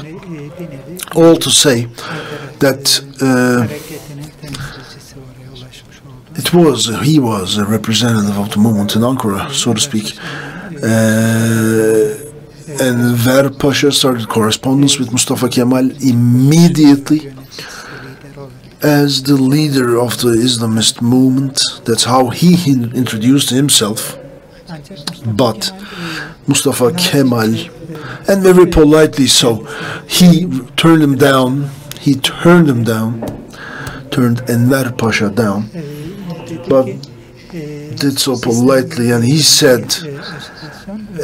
Islamist agitation might scare Russians away, he said, and warned, in fact, Enver Pasha and similarly Mustafa Kemal.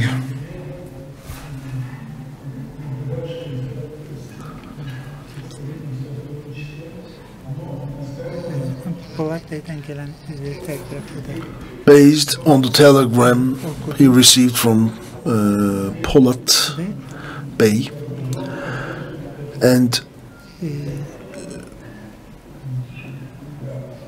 in that telegram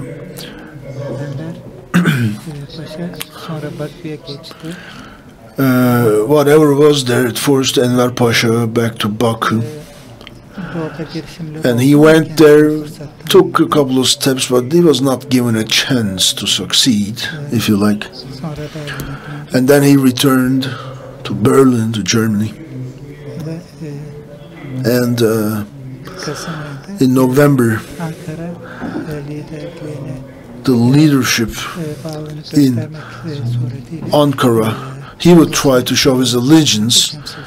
He opened up this in Russia, just to support the leadership in Ankara, has opened up this representation office in Ankara. So that would be all, huh?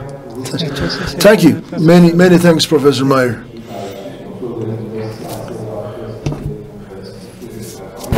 He is the honorary chair of the Turkey-Russia Cultural Sentence. He has a lot of articles and studies and pieces of research about our relations among both nations. Thank you, sir, for sparing the time to be with us. Thank you for being with us. Now we have another expert of Turkey, Associate Professor Pavel Slikov at the same university, University of Moscow. At the Berlin Council of Foreign Relations, there was this Turkey-Russia conference before Corona. Pavel, I hope you're faring well. What we expect from you is to deliver your address in 10 minutes. Thank you. Thank you, distinguished chair, dear guests, dear friends. And distinguished colleagues.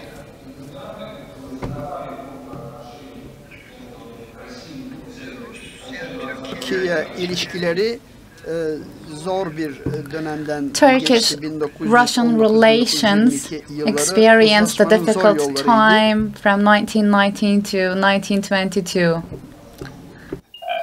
На мой взгляд, геополитические детерминанты, которые задавали отношения и контуры отношений в начале 20 века, поразительно напоминают. In my personal opinion, o yıldaki ilişkileri 1920'lerde 21. in yüzyıldaki 1920s, ben çok benzetiyorum. the relations between Turkey and Russia was quite similar to the ones we have today.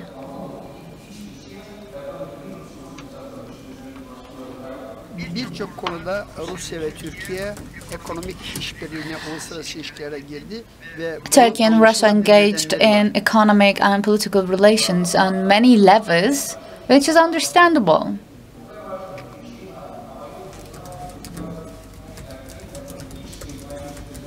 Bunun için büyük rol Batı'nın bize karşı tavrı ve Of course, bizim onlara karşı ortak bir tavır the attitude sergilememiz olmaktadır. of the Western world changed because Turkey and Russia actually stood together against them and adopted a mutual stance. against them. In 1920s, the Soviet Union actually dispatched arms and ammunition for the sake of the independence war. The interesting thing is the very first dispatch was actually sent to Turkey before the signing of the very first treaty.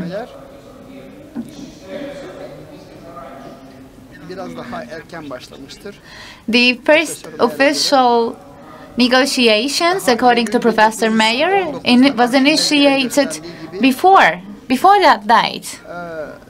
In 1919, the archive documents, looking at the archive documents, we start to see a mutual relation. As of 1919, the commander of the army, Mr. Kazım Karabekir, and Mustafa Kemal Atatürk were assessing the opportunities to obtain arms and ammunition from Russia.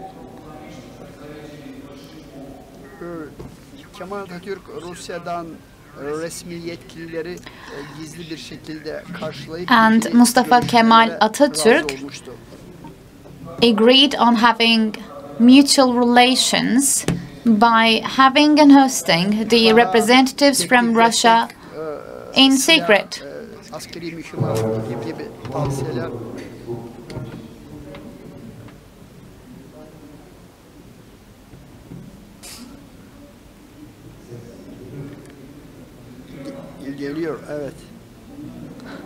Yes, we can hear you.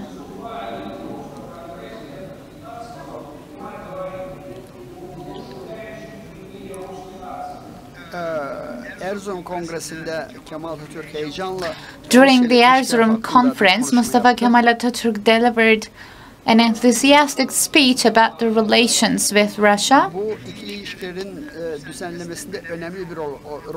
which played an important role for the bilateral relations between the two countries. The fundamental principle adopted was that your enemy is also my enemy.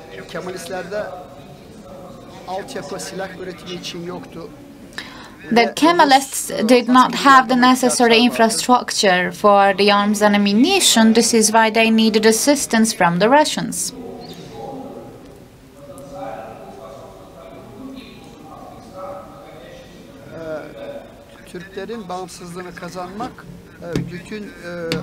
And gaining independence was going to set a precedent to many Turkic communities under the Soviet Union, according to certain Bolsheviks.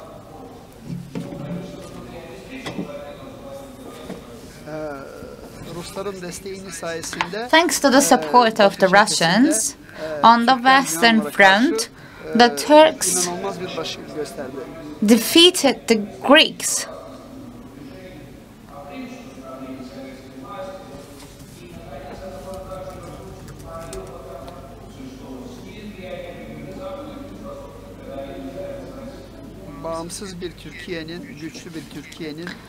And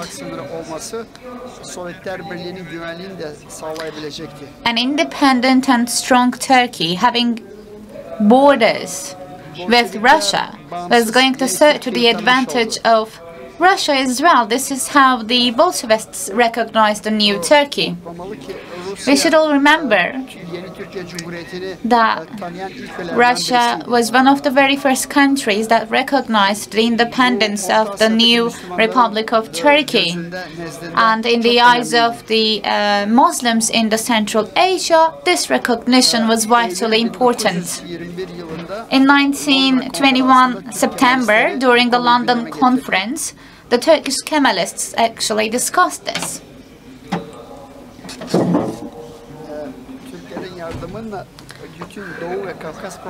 They underlined the fact that all the Eastern and Caucasian problems could be solved with the help of the Turks.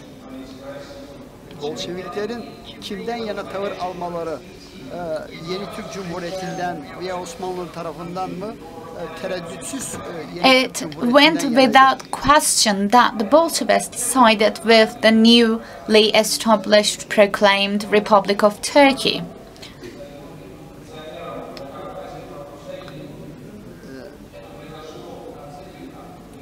Bu 1919 yılında In 1919, Asya'daki Müslüman ülkelere örnek teşkil ediyordu. this was setting an example, and precedent to many communities, Turkey communities in the Central Asia.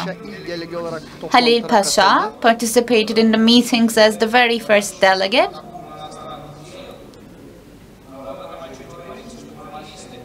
Bu raporda Kemalistlerin Azerbaycan'la ikili ilişkilerin olduğunu And the report drafted then indicated that the Turks had relations with Azerbaijan as well, and Halil Pasha also was informed about the relations with the Bolsheviks during his visit to Russia. Such talks and discussions, such meetings were quite successful. bu gelecek müzakerelerin temelini hazırladı. Actually, those meetings laid the groundwork for further negotiations, and it laid the groundwork for the signature of certain treaties that was going to bring a solution to the disputed lands and disputed areas. Geopolitik bir karşılık vardı. So we can talk about a geopolitical reciprocity. Kontrrevolüsyonerler The controversialists karşı savaş yürütüyordu. Waged a war in Russia. They were working against them, and Baku was annexed to the Soviet Union because back in the time the territory was under the control of the British fleet. Naval fleet. So, between Moscow and Ankara, back in those days, the relations were quite difficult. It was difficult to establish relations back in those times between Moscow and Ankara. On May 11th, Kazım Karabekir traveled for 2 months together with his delegation, and only after then he arrived in Moscow. And it was only in November that the Russian ambassador made his way to Ankara.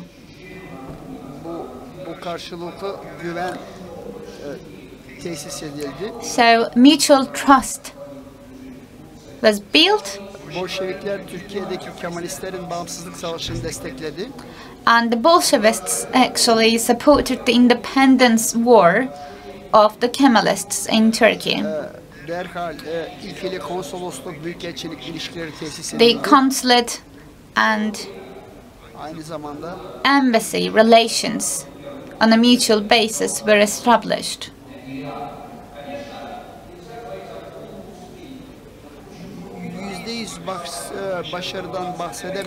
We cannot talk about 100% success, because under the conditions of the time, having mutual relations was quite challenging for the two countries. 5 million rubles were sent to Turkey, 1 million of which was sent right away in September.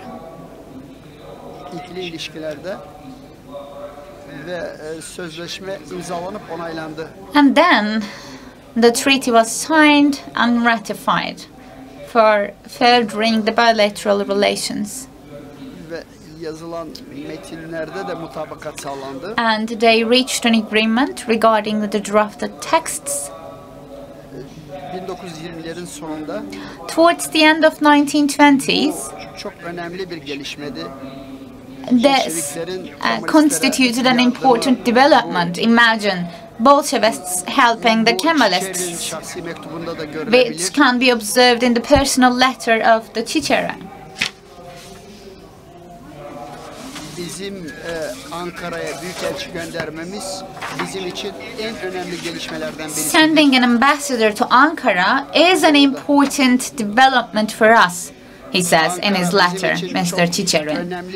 So, he also said Ankara is an important diplomacy partner to us.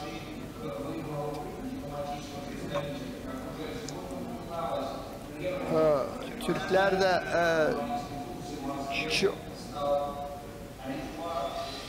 Ali Fuat yeni Türk Cumhuriyeti'nin Mr. Ali Fuat Yücesoy Rusya büyükelçisi oldu. became the very first ambassador of the new Republic of Turkey to Russia, to the Russian Federation, and in the eye of the Kemalists this was also very important. The second Moscow conference was completed successfully.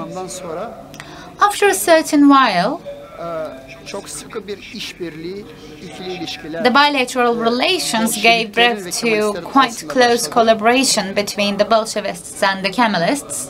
Bunun için birkaç faktör çok önemliydi. And there were some important factors underlying and underneath that. At the end of 1921,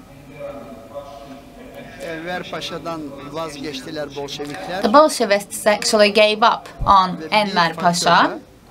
And there was another factor that was influential.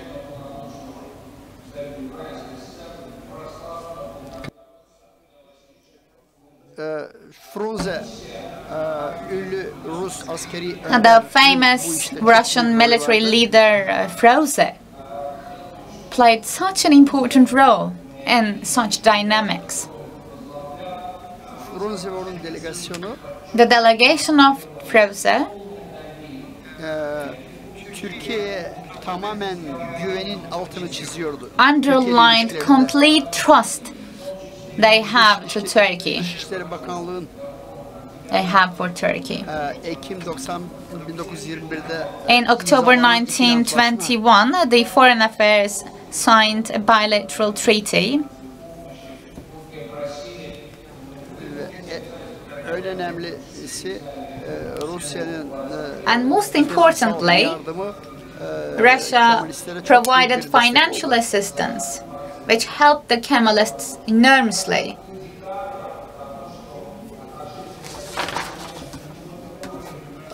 ikili ilişkiler tamamen yeni bir üst So we can say that the bilateral relations escalated to a brand new level that was based on mutual trust. Sergei Petrovich's mission was also complete. İstanbul Taksim'de bu Rus siyasetçilerin In Taksim, Istanbul, heykelleri mevcuttur. you can find the statues of such important Russian names.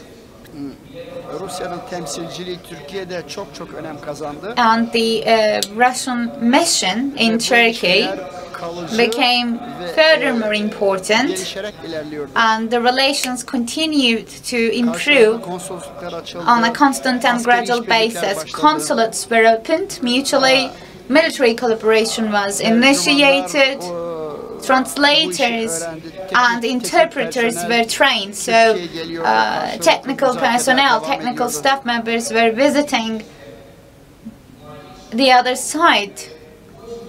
So mutual visits were being conducted between the countries for technical purposes as well. And the diplomatic consulate had 84 staff members in Ankara, and the commercial consulate had an equal number of staff members as well. Such number of representatives were only to UK and the United States, except for Turkey. So this indicates how much importance Russia attached to the new Republic of Turkey. And Yusuf Kemal Tengirşenk also played a vital role for the sake of the foreign relations. Let me talk about another indicator.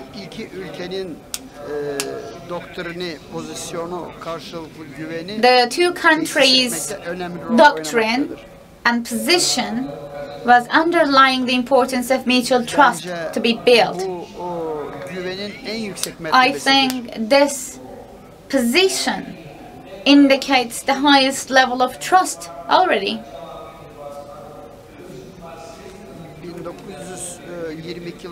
In March 1922, official visits took place. Seminovich, he was the head of delegation. There was military attaché from Azerbaijan.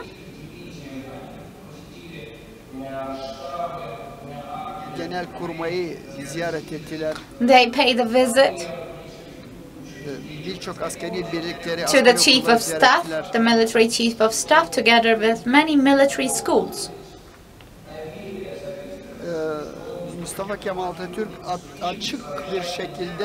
And Mustafa Kemal Atatürk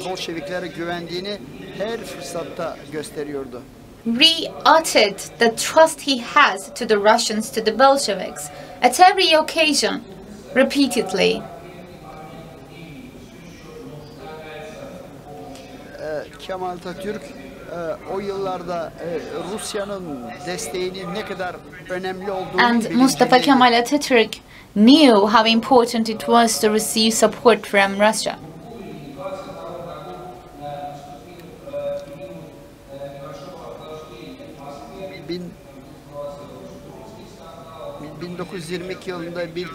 In 1922, there was a spy issue which created a little distance between the countries. The commercial consulate in Istanbul was set on fire, so there was a fire. So the relations were a little cold after that issue, but still the relations continued for decades. Bütün bu belgelerde bugünün bakış açısıyla tarihi olaylar değerlendiriliyor. So the historical events should be assessed by looking at the conditions of the time. It's not just about reading the texts, but this kind of proximity between the two countries was serving to the benefit of both countries.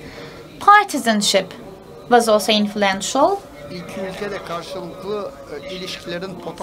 And both countries were able to see the potential and the gains of good relations between the two countries.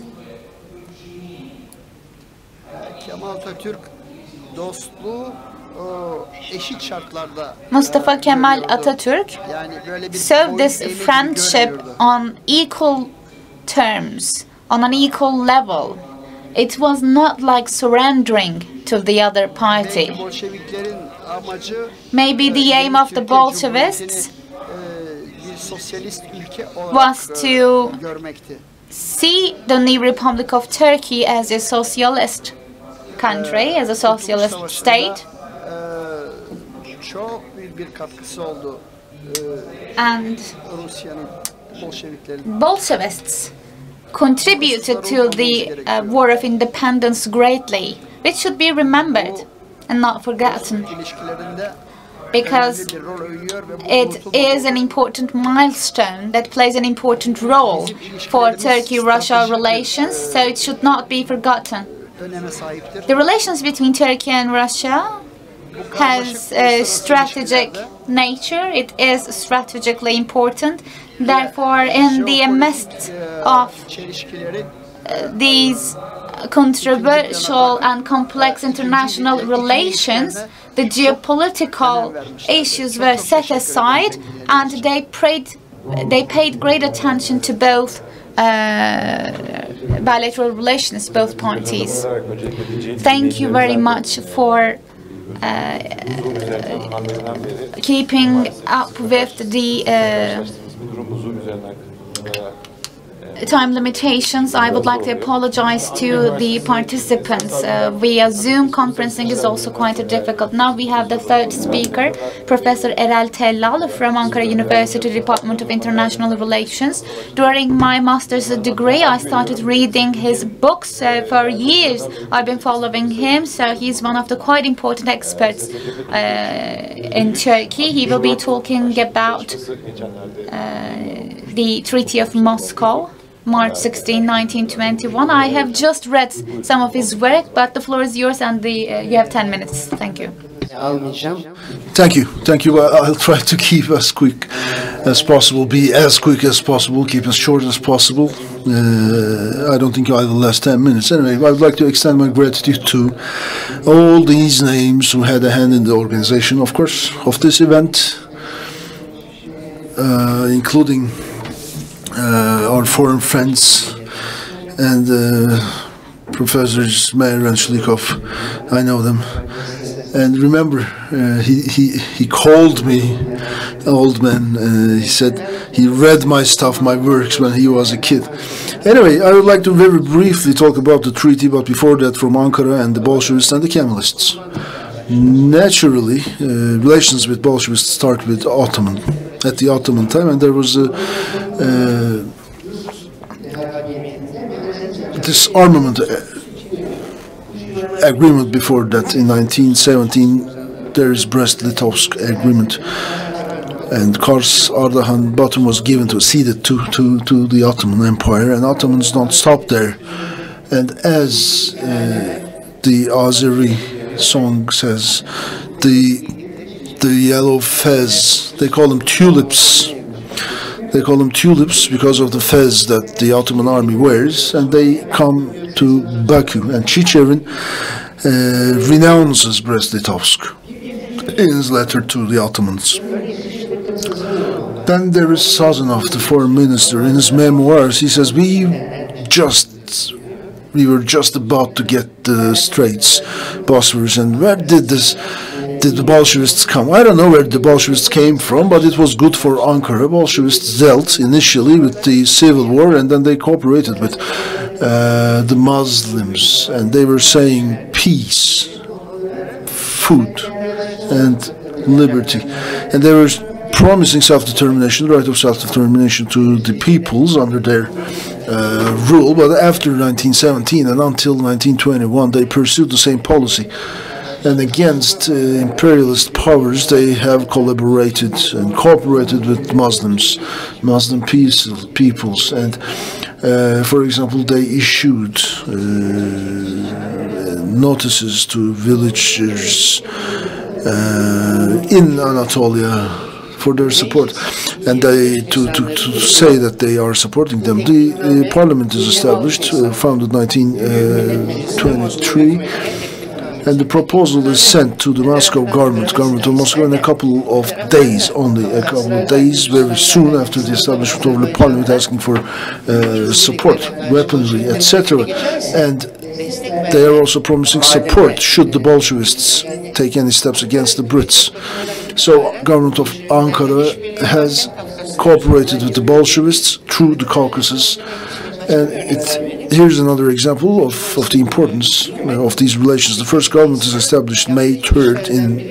On May 8th, they sent the first representative council to Moscow. I mean, we talked about that. Shlikov also touched upon that. It takes 2 months and very hardships and etc., etc. They go through a lot of hardships and difficulties, but the treaty incepted, paraphrased, so to speak, but not signed. Sometime before. It is so because there are the Greeks marching towards the east in Anatolia. On the flip side, you have Ankara signing the disarmament agreement with France, and the Bolshevists just take a step back. I mean, would the weapons that they have sent to Ankara turn on Russia, the Bolshevists? They have this confusion because the government of Ankara, they are seeing Italians and French, and they are negotiating and talks are ongoing. So when the first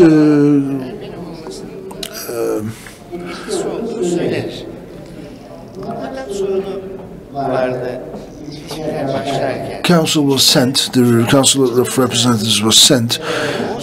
This was the landscape, so to speak, but neither in Moscow nor in Ankara are any governments. I mean, the Republic of Turkey was not there, SSCB was not there, Soviet Socialist Republic. For example, Shlikov mentioned Soviet Russia. I mean, during the Cold War, in the Cold War era, Soviet Russia would mean something else, and I don't say Soviet Socialist Union. Anyway, it was established in 1922, and Turkey was established October 29, 1923. But without the government, without the state, the government signed this treaty of Moscow. But the conditions at the time, the circumstances were so difficult. The Bolshevists, on the one hand, they have ruled out many things, the anarchists and the Menshevists and the leftists, the communists, and the same thing goes for Ankara. I'm sorry, I'm speaking quite fast, but just because I want to squeeze it all in 10 minutes. And anyway, on the flip side, Ankara and Mustafa Kemal, they were dealing with the Greek occupation plus other revolutionaries, the Ittihat, and they want to have a footing themselves. And then you have the communists, really, I mean, 1919, 1920, those are the years in Anatolia when you had a lot of communists. I mean, Bolshevist movement was so widespread in Anatolia because of the occupation, and against the occupation there was no other solution in sight against the occupation of the Western Allies, the Greek occupation. And in the parliament, again, Mustafa Kemal delivers this famous speech with the delegations coming and going, and then you have the opposition at the parliament. There is this group, they call it the Green Army Group. Mustafa Kemal fights against them, and he says, sirs, gentlemen, we have to differentiate one thing. We are not talking about becoming Bolshevists. We are talking about cooperating with Bolshevists, he says, to reassure these groups. And in 1920, again, he triggers the establishment of the Turkey Communist Party, and then Mustafa Suphi and his friends are murdered somehow. And communism is banished again until all the way into 90s. Then come ambassadors. Mudu Midivani, for example, is one of them. There are two Midivanis. One of them is Menshevists. This one is the Bolshevist one. Then you have Ali Fuat Pasha, Ali Fuat Cebesoy sending as the ambassador to Moscow, and this takes us all the way to the signature of the treaty. And the treaty was not the first. You said it, Director. I think. Yeah. Director said it a while ago. Anyway, this is not the first treaty, but it is Gümrük, the first treatment. I'm sorry, the first treaty signed by the new Turkish parliament. But Karabekir has forced the Tashnaks in Armenia, and Bolsheviks did not recognize this. So the first treaty is dated March the 1st, and the first agreement of the new Turkish parliament, young Turkish parliament, is the one with Afghanistan. But this one is of more significance because it renounces, repudiates, and there are articles or clauses concerning the capitulations, etc. But it's got nothing to capitulations, got nothing to do with the Bolsheviks, but especially in the Caucasus. The borders were assured in the Caucasus, or Batumi and Nakhchivan were given to the Bolsheviks under the condition that they would remain autonomous, and other borders were promised by Ankara that those borders would be drawn by literal states, but Ankara didn't live up to its promise, and then the authority was given to the Bosphorus Commission, and it's after that it's the Montreux. Anyway, and this they take on the responsibility to ensure the agreement of the Caucasus republics. And then the Treaty of Kars is signed, and in January Froze comes, and another treaty with Ukraine is signed. Anyway, this is the chronology. But 16th of March 1921 is a critical date. It's an important date. Remember the memoirs of Rıza Nur. Bolshevists want to wait a couple of more days and before signing the treaty, because In 1921, it's going to be the anniversary, the first anniversary of the occupation of Istanbul, and they're signing this treaty on that exact date. So they want to wait a couple of more days just to prevent a coincidence. But I think in 1917, we say it's October or November 1917, but anyway, it starts, I think, at an earlier date, but it's the end date of the revolution. I think Ahmet Berat, I think, was saying a while ago that at the same time the Bolshevists have also signed the treaty, a commercial treaty or trade agreement with the Brits, because it marks the end of the revolution. After that, what follows is the establishment of the state, because Bolshevists they promise not to propagandize on the streets of the UK, and Brits, they make a promise not to intervene in the civil war. But what's that to you, you might ask? Well, this relates to us. The government in Ankara, with this treaty, has assured its eastern border, as Shlikov mentioned a while ago. They had a chance of taking a breath and turning to the west, and dispatching or mobilizing all the military to the west. And the relations with the Bolsheviks have become a trump card, so to speak, an upper hand. Shlikov also talked about the support of arms, and Ferzy and Mustafa Kemal in Alaşehir, they prepared to gather the great attack. You know, the statue in Taksim is a symbol of this. So what did it serve? What purpose? Well, in a single word, peace.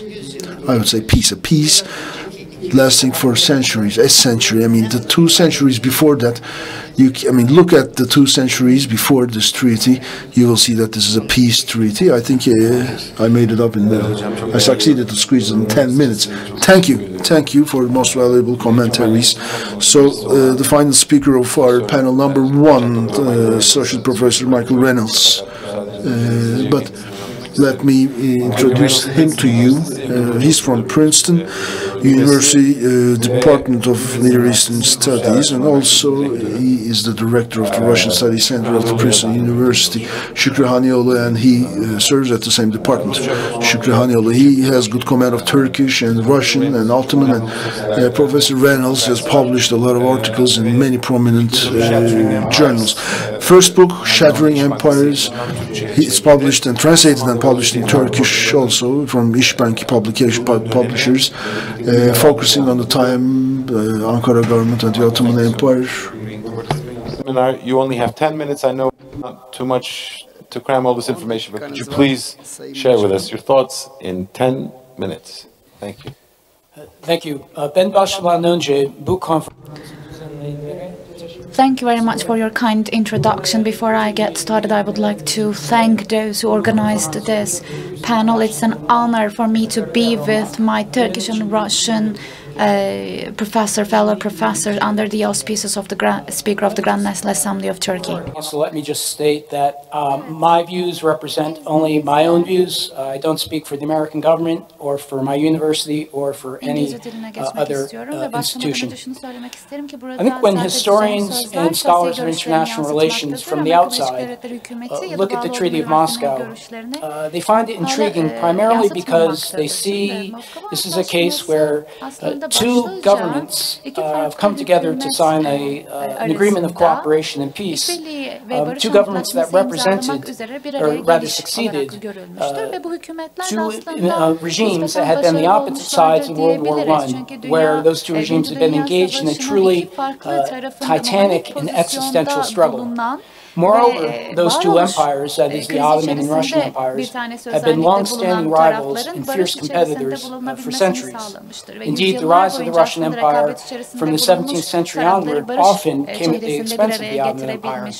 Yet here, in March 1921, just 3 years after the Treaty of Brest-Litovsk, at which the Ottomans and Bolsheviks were very much antagonists in the Caucasus, here they were in March 1921, emerging as formally becoming cordial partners. And so the question becomes, what explains this turnaround from a long history of conflict and very bitter and intense conflict to sudden cooperation? Now, one might be tempted initially to point the finger at ideology. And let me just note that American analysts of contemporary events, for example, often attempt to explain international relations through a simple framework that assigns ideology a prime importance and to divide the world between democratic and non-democratic states. Now, there may be something to the role of ideology, but as I'll discuss in a moment, but it is far more simple. It's not a crude division. So for centuries, the Ottoman and Russian states represented multi-ethnic, multi-confessional populations ruled by dynastic imperial sovereigns who drew their legitimacy in significant measure from religion, Sunni Islam in the case of the Ottoman Empire, Eastern Orthodoxy in the case of the Russian Empire. But what we see in 1921 are two radically new governments, very different from the predecessors. Indeed, they paralleled each other in their ideological orientations. Both the Ankara government and the Bolshevik government were self-consciously revolutionary and progressive. They were forward-looking. They were deeply influenced. Both were deeply influenced by Western European materialist thought. Marxism, of course, in the case of the Soviet Union, positivism in the case of the Ankara government. They both aspire to use state power to apply ideas derived from these materialist philosophies to transform their societies. Both were militantly secular. Both championed science to transform their societies. And both repudiated their imperial predecessors, the Ottoman and Romanov imperial dynasties. And they defined themselves in opposition to their imperial predecessors. Vladimir Lenin made this clear well before 1921.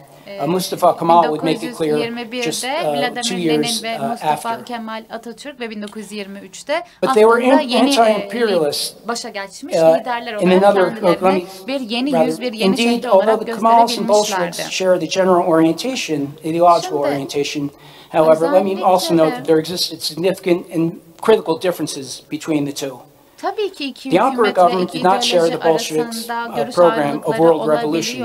And indeed, the Kemals were very suspicious of Bolshevik efforts to promote Soviet communism around the world, and in particular inside Turkey. And Mustafa Kemal made sure to take measures against Soviet efforts to subvert Turkey. So ideology alone cannot explain the realignment from antagonism to cooperation. But what's important to note between these two regimes, between these two governments, the Ankara government and the Bolshevik government, is that they were anti-imperialist in another, more direct sense. That is, they were both opposed to the imperial powers of Western Europe. And they shared this opposition, and this shared opposition is key to understanding the Treaty of Moscow.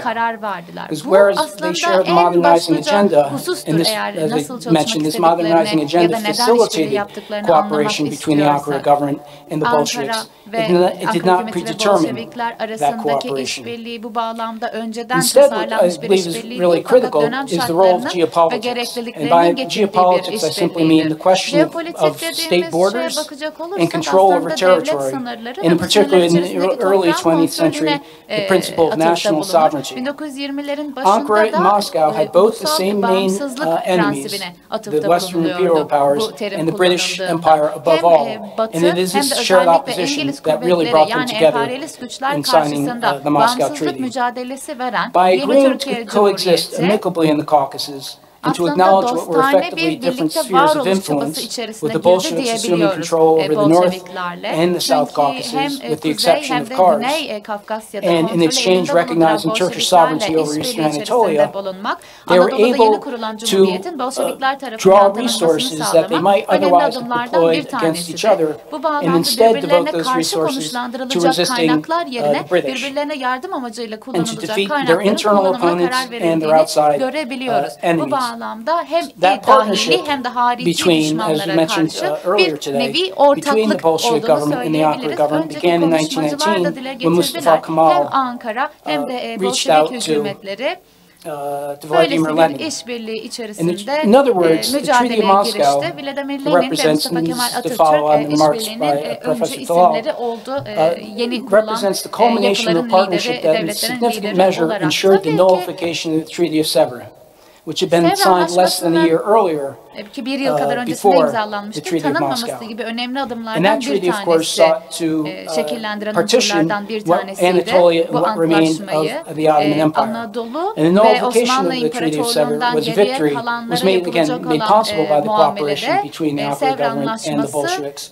And it was a victory, tabii ki certainly a huge Ankara victory ve for Turkey, Bolşevikler but arasında also tanınmıyor ve bu for tanınmamada the ilk Bolsheviks atılmış adımlar as içerisinde well. en büyük başarılardan bir Just before tanesi closing, I olarak just want to tayin say a few words ediliyordu. about the Sözlerimi relevance of the sonlandırmadan treaty. önce bu Today, as I antlaşmanın think many günümüzde people are ilgisine aware here, atıfta many in bulunmak the West, istiyorum and ve değinmek particularly in the istiyorum. United States, Günümüzde are Amerika puzzled Birleşik or Devletleri even başta alarmed olmak by üzere Turkish and Batı Russian cooperation. dünyasında And they typically birçok point to taraf the long Türk-Rus history işbirliğinden of rahatsız olmakta, rivalry daha between doğrusu the bu Ottoman onların Empire kafasını and the Russian Empire, karıştırmaktadır. and then O they Rus point to the Cold War İmparatorluğu ve Osmanlı confrontation İmparatorluğu from arasında yüzyıllarca 1945 devam eden to 1991. rekabet ve They tend to overlook 1945'lerden the Moscow aslında Treaty. sonra yıllarca yine devam eden bu similar, rekabete atıfta bulunarak instances, the böylesi bir Moscow Treaty in işbirliğinin mümkün particular. olmadığını As a dile result, they getirmeye fall into the trap of çalışmaklardır. trying to Fakat point to gerçekten ideology de as o explanation dönemde and suggest that belli there's some sort of ideolojilerle affinity between açıklayabileceğimiz the Turkish and şekilde Russian heads of her state. iki taraf hem And that this Bolşevikler hem explains de the cooperation. Kemalistler I işbirliği just want to say yapmanın I bir find yolunu this very buldular inconvincing. ve yaptılar And da. instead, I believe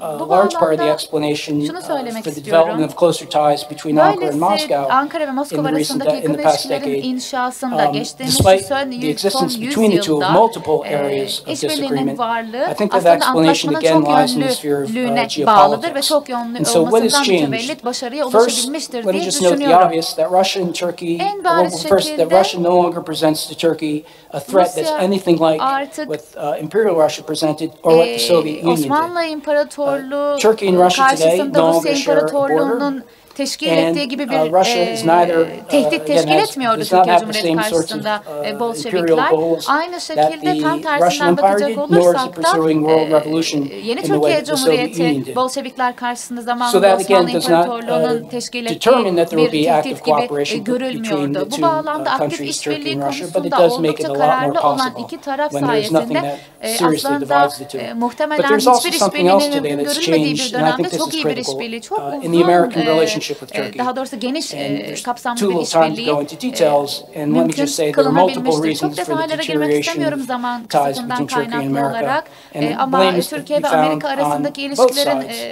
But I find in bozulmasından American kaynaklı olarak diplomacy Türkiye and ve policy Rusya towards arasındaki iyi Turkey ilişkilerin two mümkün olmadığına cardinal dair atıfları two daha cardinal sık errors görmeye başlıyoruz şu that anda. contradict Bu what I believe bağlamda is to be the American interest, national interest, and two Amerika'nın errors that I think are unacceptable, milli absolutely çıkarlarına unacceptable from the hizmet perspective of the etmemesinden Turkish national kaynaklı bu iki interest. taraf arasındaki As they işbirliği threaten, these aslında errors threaten both kabul Turkish edilmek territorial istenmiyor. integrity and the stability of the Hem Turkish Türk Republic. toprağının One is the bütünlüğü American hem de Türk cooperation devletinin with the istikrarı YPG in Syria, açısından and the other tabii is the ki bir continued tolerance of the Suriye'de presence of Fethullah Gulen YPG olarak in the bir de United States. FETÖ kısaltmasıyla And again, for the sake Fethullahçı of time, terör I won't örgütü go into olarak those things. Amerika'da I've written about them liderinin elsewhere. de varlığını But let me just say that to tayin those in the ettiği U.S. terör who are anxious about Turkish cooperation with Russia, destekle I would at least bu urge tarz them to tehditler first examine karşımıza U.S. çıkıyor. Bu diplomacy to Turkey bağlamda and Amerika ask whether or Birleşik not they might see Devletleri'nin Türkiye'ye whether or yönelik not they might takip ettiği understand how some Turkish diplomaside böylesi citizens çok see ayaklı ve çok uncomfortable yönlü parallels olduğunu between görüyoruz. Imperial Ve Britain's role in the early 1920s İngilizler and America today. 1920'lerde nasıl But I Türk-Rus want to ilişkilerine ve close işbirliğine on karşı a more çıktılarsa günümüz constructive and hopeful Amerikalıları da note aynı tutumla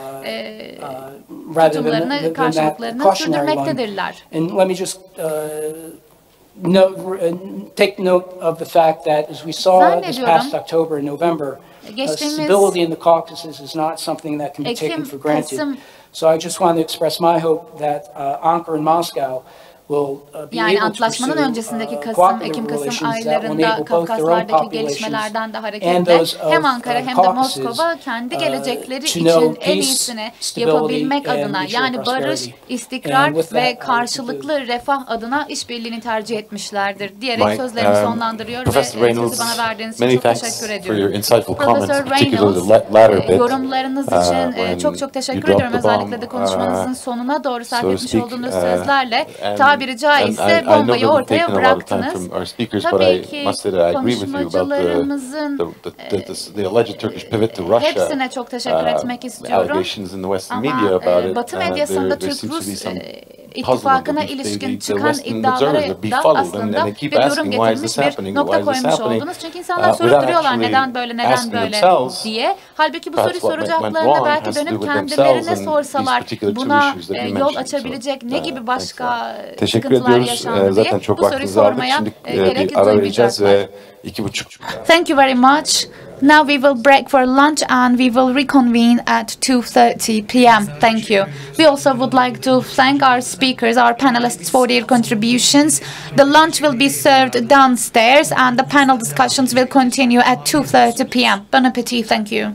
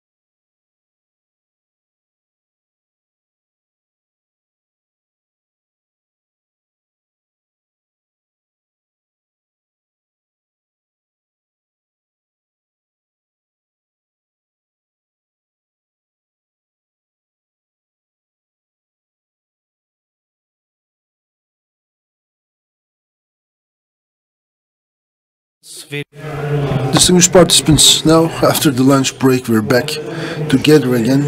I would like to invite now the moderator and the panelists.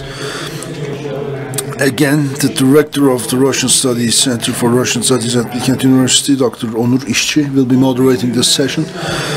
We have with us Dr. Pınar Üre at Migration, Tale of Migration, about Russian immigrants in Turkey in the initial years of the Turkish Republic. She joins us from ETÜ University. Thank you. I would love to be with you today, but I'm sorry for my digital presence. Okay, thank you, ma'am. Then we have the Turco-Soviet military cooperation in Southern Caucasus, 1919-1922, from Moscow State University, Institute of Asian and African Countries, Dr. Bora Pericek is also with us. Thank you. Then we have with us Dr. Fyodor Botilovsky to tell us about the international political importance of the 1921 Treaty of Moscow. Dr. Fyodor Botilovsky, welcome, sir. Then we have with us Dr. Salih Yilmaz with his presentation, Turco-Russian relations and the importance of cultural relations cooperation.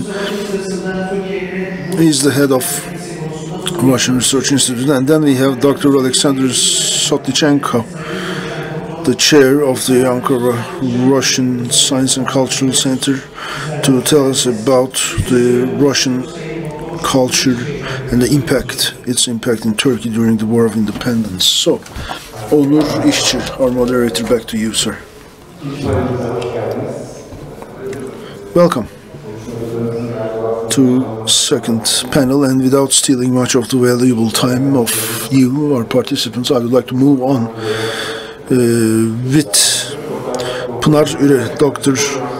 Üre is a scholar at the top ETÜ University and also close to us at the Bilkent Center of Russian Studies.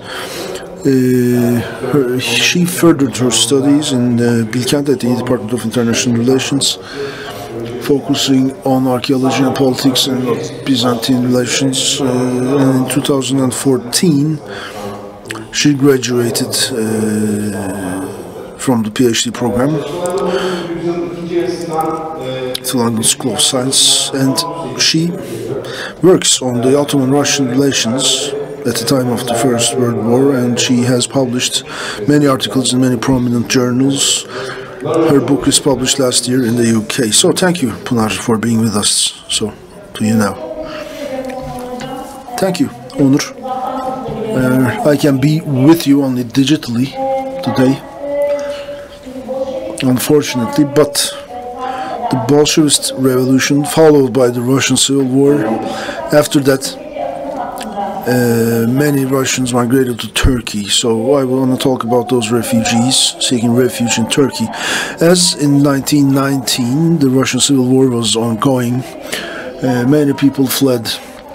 Among them, Alexei Grushenko, a painter from Ukraine, says in Istanbul, you have a lot of Russians, military, and inside many costumes, of all ranks, of all walks of life, of all social classes. It's an unimaginable crowd. And the queue before the Russian embassy extends over a kilometer. The Russian Civil War was won by the Bolshevists, and after that hundreds and hundreds of thousands of refugees left Russia, had to leave Russia to seek refuge in Turkey. And they were called later as Belarusians or White Russians. Not all of the refugees were White Russians. That would be a mistake, and most of them were not actually ethnically of Russian ethnicity. I mean, those refugees reflected the unimaginable colors of the Russian Federation, so to speak, ethnic-wise. So I find it more comprehensive, the Russian refugees. That's why I employ that term. And those people have gone to many parts of the world, reaching up to 1 million in numbers. Istanbul was a first stop for them before they moved on to other countries. And the number of refugees in Istanbul, Russian migrants in Istanbul, was about 100,000. Although most of them left Turkey in recent years, Turkey became their home, final destination for many. The number of refugees in Istanbul started going down quickly after 1920, 30,000 and then 10,000, and only diminished as little as thousands in the 30s. You can see that in the archives.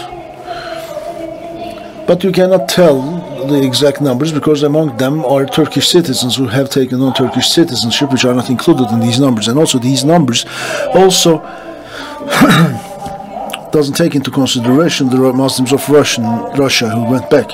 So the Muslims of Russia, Russian Muslims who came seeking refuge in Turkey, which are not accounted for, the wave of migration, the migration wave impacted Turkey's demographics, but beyond that has also contributed dearly and permanently to the culture and social life of Turkey.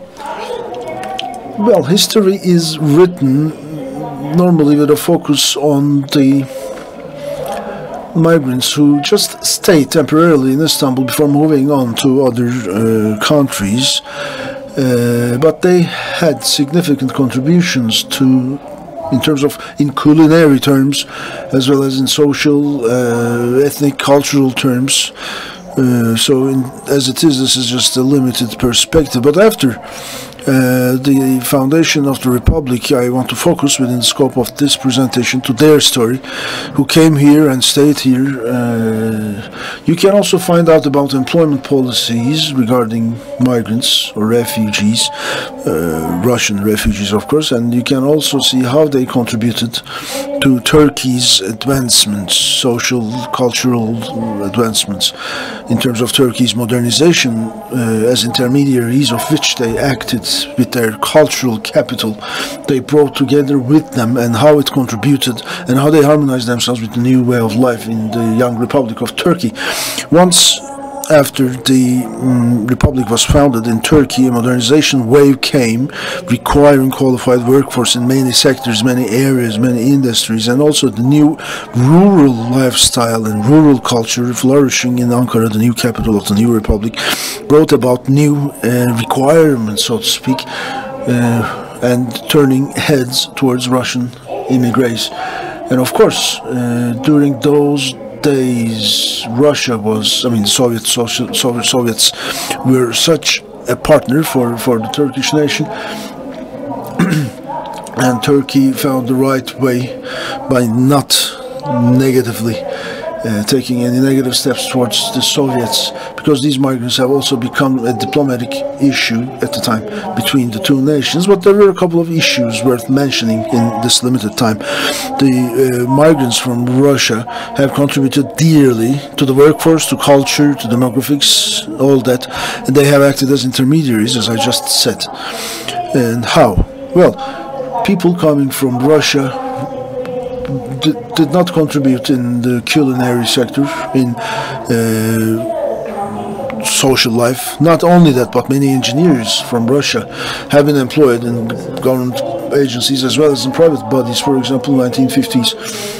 In 1920s, I'm sorry, you will find engineers as government officials in the coal mines in Ereğli, which were run by the state, and their traces are galore in the archives, in state archives. Again, in late 30s, in the Karabük steel and iron steel factory, we see Russian refugees. We see engineers and other workers, plain workers, working in road construction works, etc. But there are certain trends. There are certain trends, as for example, in line with the galloping industry of the new republic. These people were given working permits under the condition that they would train and raise and educate Turkish people. For example, there's a Russian refugee applying for a workshop, an engine workshop. He was given a permit to open up shop under the condition to employ and teach and train Turks. So you can see these conditionalities in many occasions, the condition to train Turks. And then, apart from those who resided in Turkey, there are other Russians who lived in European countries, but who were granted, with the same conditionality, were granted a permit to sojourn in Istanbul. For example, the joint stock company Piotr Shekotyev, they employed this refugee. Or for example, the material supplier again chose a Russian representative to train himself, who were dealing with military supplies. Again, these Russian refugees were scattered all through Europe, with Istanbul as the springboard, and they had connections, a variety of connections, which is an advantage for these refugees, and they have intermediated a lot of trade actions and transactions between Turkey and European countries. For example, in 1913, Alexander Orlov was a tobacco merchant, and he received a permit to visit Istanbul. It shows us the position of the government, actually. He was given the permit, and according to the residence law, those wishing to sojourn or live in Turkey, they required the Council of Ministers' decision or permit. And here are some of the expressions in that permit. The Ministry of Foreign Affairs and Ministry of Interior have approved your sojourn in Turkey on grounds that it would be beneficial for Turkey to provide them with permanent or short-term residence permits under the condition that the identifications of these individuals be approved by their respective ambassadors, so as to ensure that they are not anti-Soviet individuals. So these are some of the expressions, and the response to this, and this response to the application signals in the direction of this pragmatist approach towards the refugees and the importance placed on these refugees by Turkey. In addition to such examples, in the early days of the Turkish Republic, the impact of Russian refugees was felt in cultural life, in arts, and in daily life. For example, it was a Russian to open up the first ballet school, and many branches of visual arts were dominated by Russian refugees, raising and training a lot of apprentices, and they have become many a first. And there's a symbolic example in Ankara, that's where I live. Photography also is another example. Photography is one of those fields, and I want to show you how they contributed to the daily life and their place.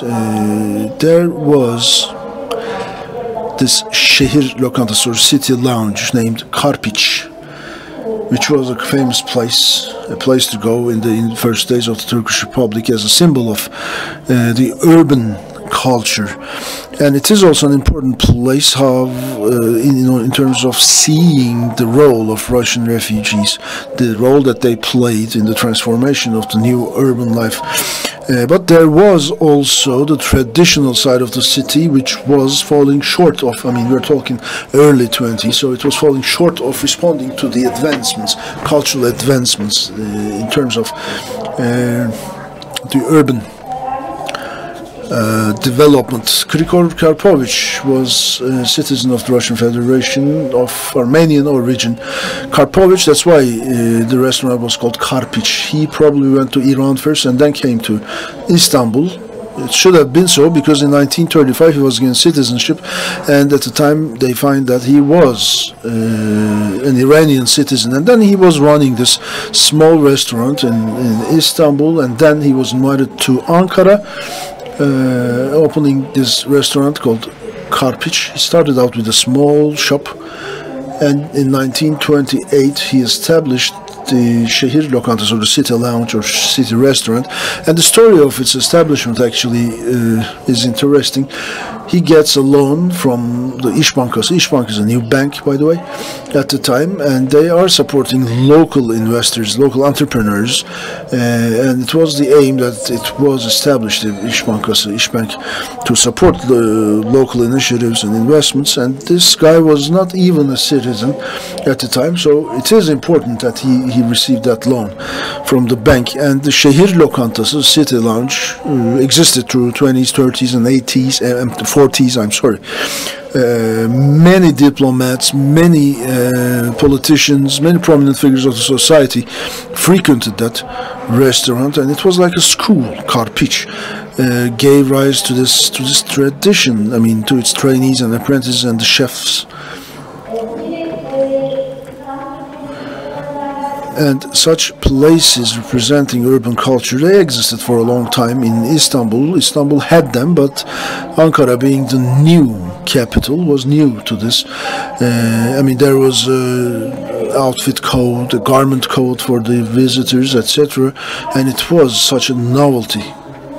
And this role that Karpiç restaurant assumed was supported by the government.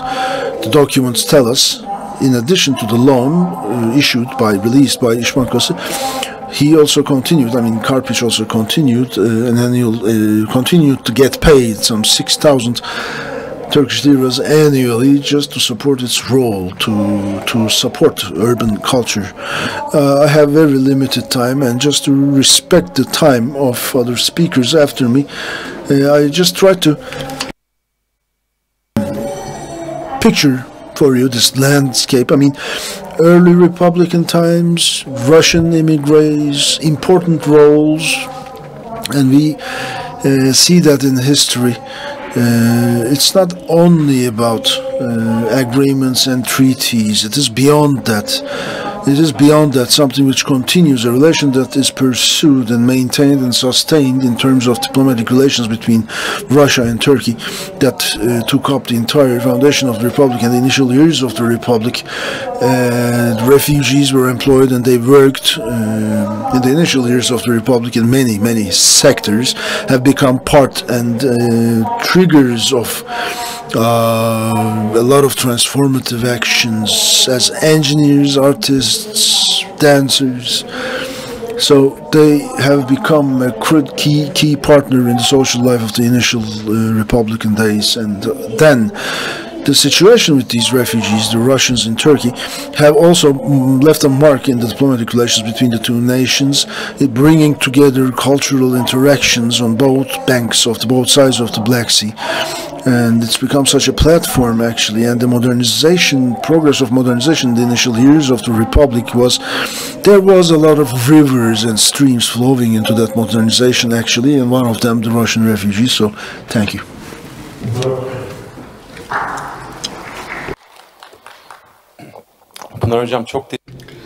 Thank you very much, Dr. Pınar. And the ambassador of Russia to Ankara is not present with us here today. So, in order to prevent any diplomatic crisis, I would like to remind that on June 2nd, 1941, Soviet Russia found itself in a really important war where the Barbaros operation was initiated. And in his anecdotes, Maganolo talks about the Karpiç restaurant, and I only talk about this because you talked about the restaurant. And he says Şükrü Saracoğlu enjoyed the situation a little too much and took it on top of the table and danced on the table. So this is not very much overlapping with the topic of today, but since you talked about the Karpiç restaurant, I want to wrap up by the following way. In the social life of early Ankara Republic life, Soviet embassies receptions were as important as the Karpiç restaurant. So in the early years of the Republic of Turkey, Russian embassy refused to bring their embassies, the Western countries refused to bring their embassy to Ankara until 1930s. And the embassy of the Soviet Russia became one of the very important social convention centers, and it also steered the social life in Ankara. Now I would like to switch to the second speaker. The second speaker of our second panel is Dr. Mehmet Bora Perinçek from Moscow State University, the Institute of Asian and African countries. Those who work in this field know him very well. He's a faculty member in the institute under the Moscow State University. And he published many articles and many books regarding the Turkey-Russia relations, and I envy his CV. Although we are on the same age, he is one of the best Turkish academics that know the Turkish archives. I have his latest book in my hand right now. It is the Turkish-Soviet military cooperation in the Southern Caucasia from 1919 to 1922. So Mehmet Bora Perinçek talks about the military cooperation in the Southern Caucasia between Turkey and Russia. At the end of the first panel, just like Michael Reynolds did, I believe he's in a position to shed a light on the relations that we have today, and this book will do that, shedding light. Thank you very much, Mehmet, for being with us. The floor is yours. Thank you very much, Mr. Moderator and distinguished members of the Parliament, distinguished diplomatic representatives and professors of the Russian Federation. I would like to convey my best regards to each and every one of you. Looking at the Turkish-Russian relations history, we see a bronze law towards the end of the Ottoman Empire and in the early Turkish Republic, and even today it is valid. Even during the Cold War it was like this. Whenever there's a conflict between Turkey and Russia, there is always another third party or other parties that make gain from it. It's not Turkey or Russia that benefits from the conflict or competition between Turkey and Russia. There's always one winner of this conflict, which is the Western imperialistic powers, the states, the imperialistic states. And when it comes to their agenda, the best basis and the strategy that creates the strategy for the Western imperialistic states is to create a conflict between Russia and Turkey. There are two hidden agendas behind there, because a potential cooperation between the Turks and the Russians, which was the same during the Ottoman Empire times as well, will never serve to the advantage of the Western world. It would prevent the realization of the plans of the Western countries in this geography, because both Turkey and Russia have a rooted state tradition, and the fact that both countries acting together, of course, will not please the foreign powers, and it will prevent them from doing what they want. This is why a possible conflict between Turkey and Russia serves to the plans of the Western world and the Western countries. Together with that, when there is a war between Turkey and Russia, when there's competition between Turkey and Russia, because they are two big powers, they needed to exert great efforts to defeat each other. They needed to pay great attention to defeat each other. And this would conclude in the weakening of both countries, which would actually serve to the Western countries. So this principle is not just negative, because we can approach from the opposite direction and opposite perspective by saying that whenever there is cooperation and coexistence and working together and collaboration between Turkey and Russia, this creates an advantage to both countries, and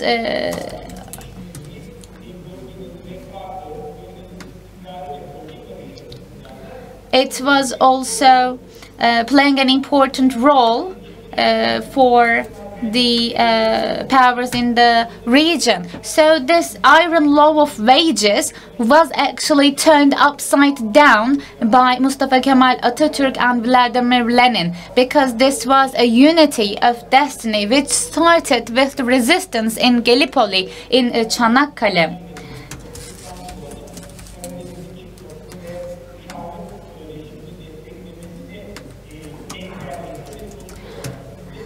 Of course, the Tsarist regime and the Bolsheviks taking the power was thanks to the resistance in Gallipoli, because it actually created the resistance which actually dissolved the Bolshevik power and made sure that an ally took it to the power and took it in the office. So it paved the way for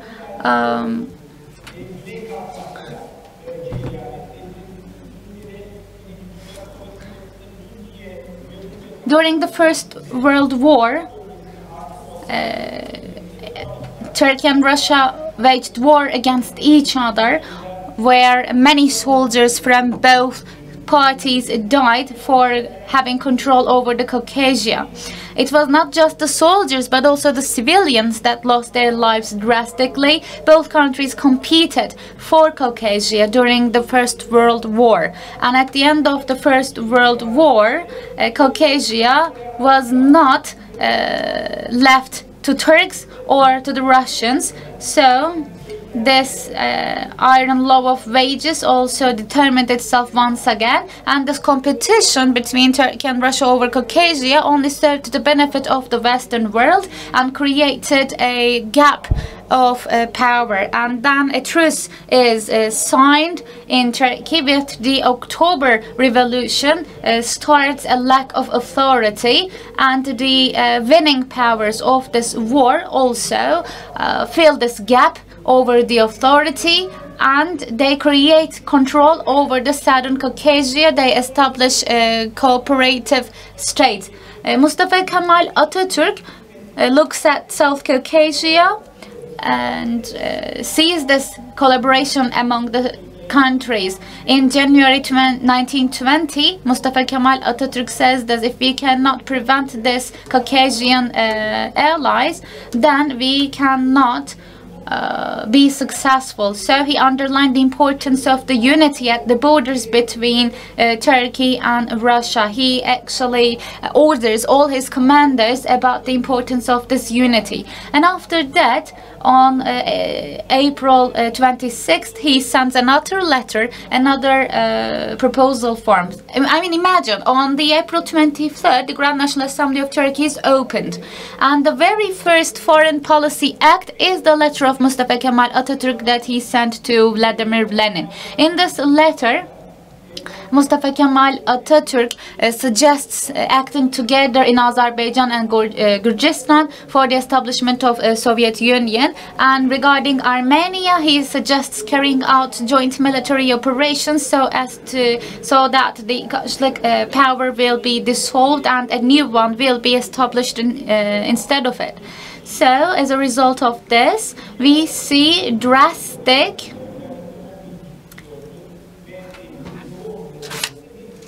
cooperation between the two powers, especially between our powers and the 11th Red Army. Halil Pasha, Mustafa Kemal, and many other leaders are there, together with the Yupan of Kazım Karabekir. Halil Pasha and other Turkish officers, military officers, play an important role for the establishment of the power of the Soviets in the Southern Caucasia. And after that, Ankara, Moscow and Baku creates an axis for the cooperation in the Southern Caucasia as well. They actually act as a headquarters for the cooperation. And maybe the most important and most fundamental point here is the abolishment of Taşrak Armenia, which was a threat both to Russia and Turkey back in the time, because they were under the guidance of the Western world and they were a threat to the civil war of Turkey as well. So, joint military operation. They established joint military units as well. In, for example, Nakhchivan, the two armies of the two countries actually get together. This is quite important actually, because the Mustafa Kemal Atatürk delivers a speech under the Grand National Assembly of Turkey and says that the two armies merged in Armenia, and then the members of the parliament actually applaud under the parliament.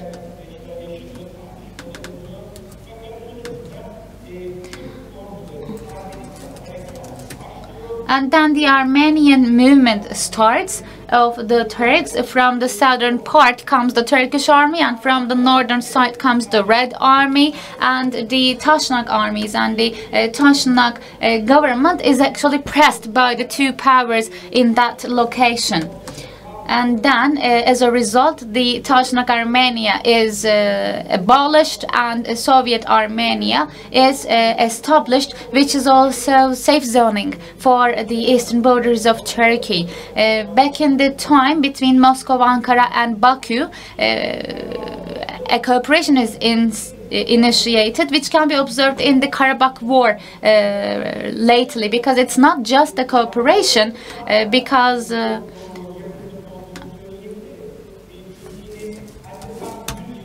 after 100 years, on 27th of September, as you know, in 2020, Azerbaijan initiated their latest war of independence, and the Turkish army's military operation was also on the 28th of September, 100 years ago. So 100 years later, we see the end of the operations on November 24th, and on the 9th of November the same operation is concluded 100 years later. Of course, right after the dissolution of the Tashnak Armenian powers, we see bilateral cooperation with Georgia as well, and the both armies from again south and north carry out military operations for the dissolution, and the disagreements over Batumi actually were concluded and solved with the decision of sustaining cooperation between the two parties. And the latest castle of them is dissolved in Caucasia. A loss of the western port means that the Western powers was going to leave the Caucasia, and this was an impact, a really big hit over the war for independence, and created further collaboration between us. Right after the dissolution of such powers, of course, they did not rest and did nothing. It wasn't like that. They actually wanted to provoke the two parties to each other. They actually circulated fake news for deteriorating the cooperation between Moscow and Ankara. However, the insistence on cooperation and the calm approach between the two parties also enabled this cooperation. Looking at the geography, these steps were important because with the dissolution and abolishment of Caucasia, the imperialist powers actually triggered a provocation between the states, and a years-long peace and stability was created accordingly. And this also meant stability between the Turkish-Soviet relations. The stability in Caucasia meant stability between the two countries, between Turks and Soviets. So, the Treaty of Moscow. Looking at this treaty, we see that the military cooperation was stipulated and drafted on the text as well. Between the Turkish armies and the 11th Red Army, there was a military cooperation which actually found itself stipulated under the Treaty of Moscow, which was signed in the Kremlin Palace, as we have seen in the video before. But on the other hand, there was a relation between the two countries. By nature, we can define it as being comrades in arms. So the comrades in arms from the two countries already collaborated from a military perspective that concluded in the Treaty of Moscow signature. And it goes without question that Mustafa Kemal Atatürk also said this, the determination and the decision of the nations actually gave birth to this treaty. Turkey prioritized its own power preliminary, that's for sure. But as Mustafa Kemal said, considering the outnumbering size of our enemy powers, it was a necessity to cooperate with the Soviets as well. So they played an important role in our success in the independence war. With this cooperation between the Soviets and us, we had the ability to deploy our powers to the western fronts during the war rather than splitting them to west and east. So I think we are facing a similar situation. Considering the shared geography on which we both live in, we are faced with the same threats and we are faced with the same compelling obligations. So from both Turkish and Russian perspective, it is not optional to cooperate for both countries. It is a necessity. Turkey is in need of the Russian friendship and Russia is in need of the Turkish friendship. So both countries need each other and need to be cooperating with each other. As long as there's cooperation and friendship between the two countries, both of them can progress and develop. It is not just about Moscow and Ankara. From Tehran to Yerevan, the regional peace and stability is also really important, which also requires cooperation between the Turks and Russians. So looking at the military cooperation in Caucasia during the War of Independence, we can say that it sets an important example also for today.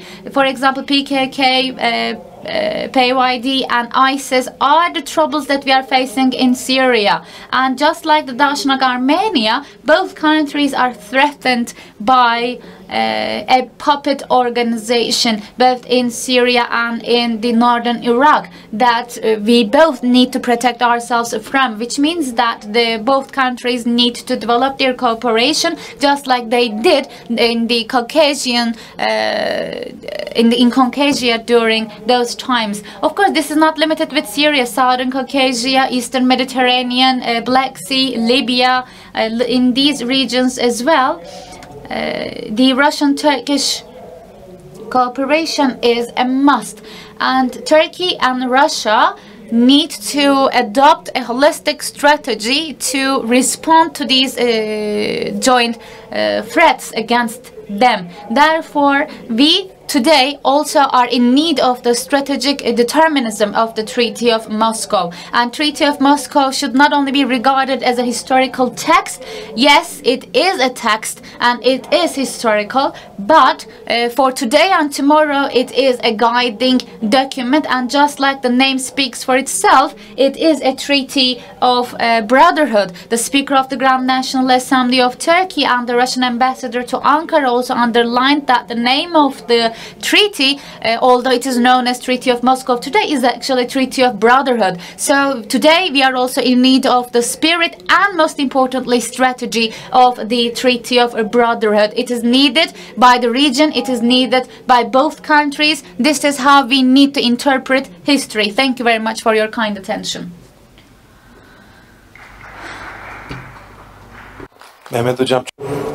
Thank you, Mehmet, for the most valuable presentation. And I can't wait to read your book. Yeah, many thanks. Now it's our speaker number 3, Professor Wojtolowski, Fedor Wojtolowski, manager or director at the most prestigious, one of the most prestigious institutions of Russia, MIMO. If I'm not mistaken, you are leading the institute, I think, since 2017. You have a master's degree from MIMO and I think your PhD. When was it? 2014? 2004. 2004, I guess, your PhD. So today Professor Bortolowski will tell us about history and modernity, the international political importance of Treaty of Moscow 1921.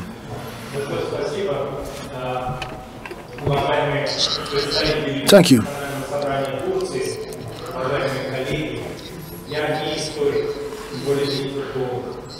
Members of the Turkish Parliament, distinguished colleagues, I am an expert in international security and international political relations, and Treaty of Moscow is important to me from a political perspective, but it's not only a document. It's not only a document, but a key player between the relations, Turkish, Soviet, Russian relations, and that's how you should see that.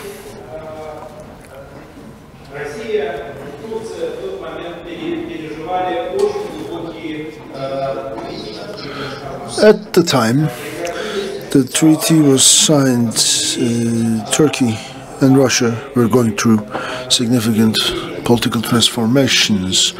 The Ottoman Empire and the Russian Empire were collapsing, new states emerged, new governments, the Republic of Turkey and the Soviet Socialist Union of Republics,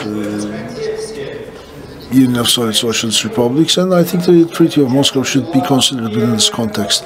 And this context is the very thing that makes it a very important treaty. Between the two countries, it is the first treaty, and it is a keystone that regulates relations between the two nations. It's one of the most critical political advancements in the aftermath of World War I.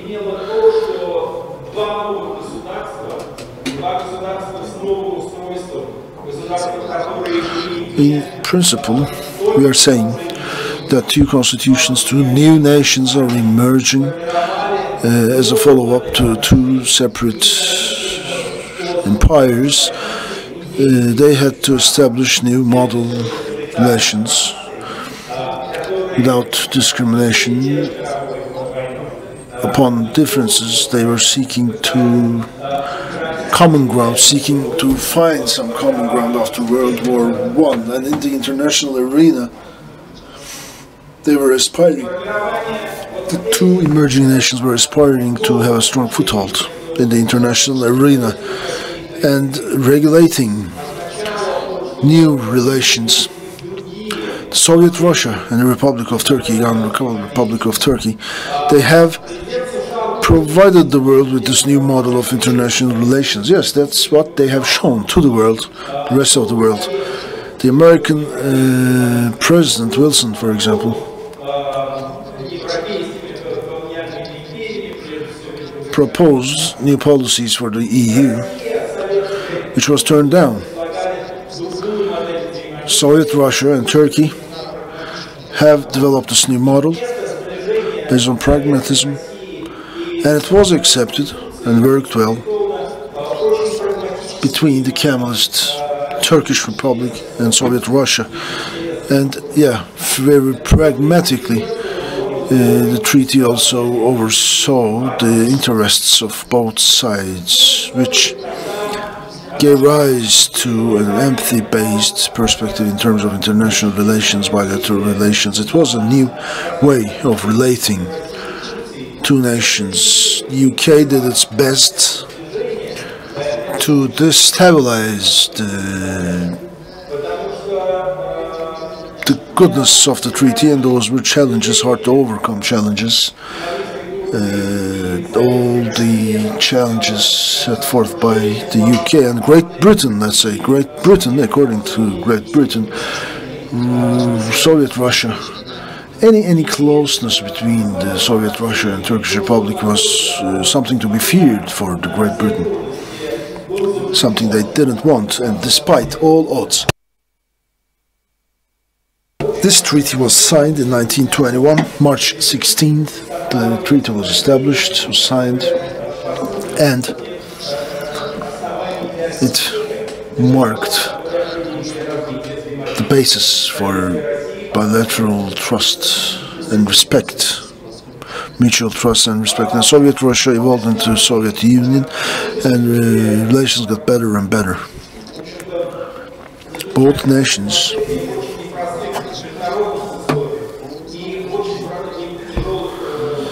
had no choice but sign the treaty. At the time, international relations, international conjuncture was so complicated.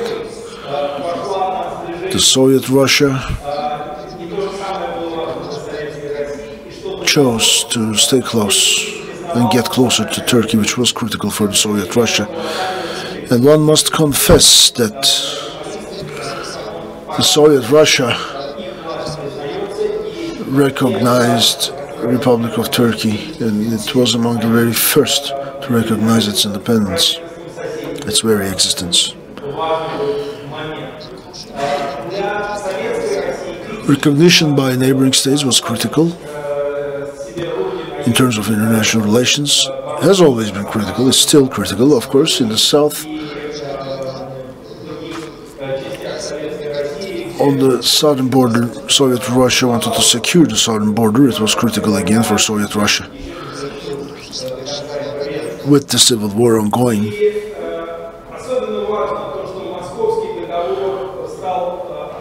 it was important to secure the southern border. Treaty of Moscow, followed by the Treaty of Kars, to come and Turkey acted as a guarantor between Azerbaijan and Russia. And October 17th, 1925, on that date, the Soviet Union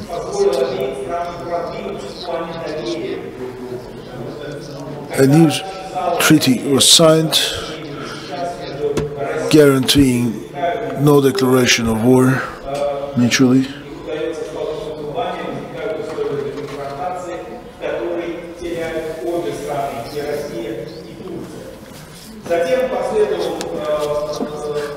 And all the disputes would have evolved into further problems, but in goodwill both nations overcome such risks. In 1926, borders between Soviets and Turkey were assured upon the signature of this generic protocol to assure border delineations between Turkey and Soviet Russia, which occurred thanks to the treaty in 1921. It also demonstrated and put a great emphasis on the fact that none of the parties of the treaty would have eyes on the other side of the border. It also laid the foundations of rail transportation and maritime transportation between the two countries, which translated into significant cooperation between the two nations in as early as 1920s. Again, in those years, despite the international tense relations or the tension in international relations, it was not possible for Turkey, almost impossible for Turkey to remain unbiased, but it did so. It was criticized harshly, Turkey's impartiality. Turkey managed not to lose its upright position, well confided by the Soviets. And this was followed by a stronger cooperation, and it notched up international relations between the two nations. Yeah, it carried it a notch up. And in Moscow, there were people with a dislike of Turkey because Turkey was impartial. I mean, I'm talking about World War II this time. And there was dissent among in Russia, among Russians for Turkey, but it didn't go beyond words. The Turkish government was concerned, significantly concerned, after the World War II. Republic of Turkey started establishing close relations with the U.S., turning away little by little from the Soviets that started to perceive this as a threat. And then the Marshall Plan, the Truman Doctrine came to happen, and then Turkey became a member of the NATO.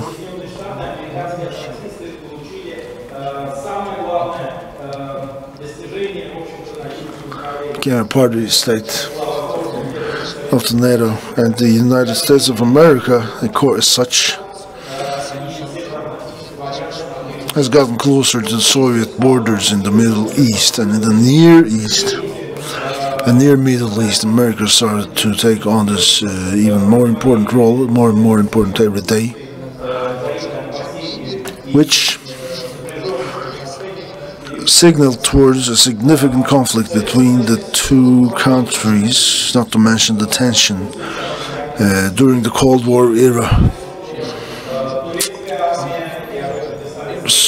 Soviet Socialists, Union of Soviet Socialist Republics say they respected Turkey and the Turkish military, and also many works by the Russian military bear witness to this respect towards the Turkish military, and Turkish military was one of the biggest and most effective armies in the NATO. Turkey is still a part of NATO, and headcount-wise, it's one of the largest NATO armies. In 60s and in 70s, the Pact of Warsaw, I mean, they were members of different pacts, but still bilateral relations survived, economic relations survived, commercial relations, trade relations survived. In terms of energy, in terms of fisheries, in many, many other areas, advancements have been made. In terms of benefiting from the riches of oceans, industrial relations, improved relations in terms of construction, education, and training and culture. These all improved, and after the Cold War, once Cold War was over, relations between Russia and Turkey, despite minor conflicts and bifurcating ideas, different perspectives, despite all of those, and it's also natural to have them, but from a pragmatical perspective, from the perspective of national interests, we can say bilateral relations between Turkey are still being enhanced, improving further and further. Russia has investments in Turkey, vice versa, and this is billions and billions of dollars of trade volume. We talk about some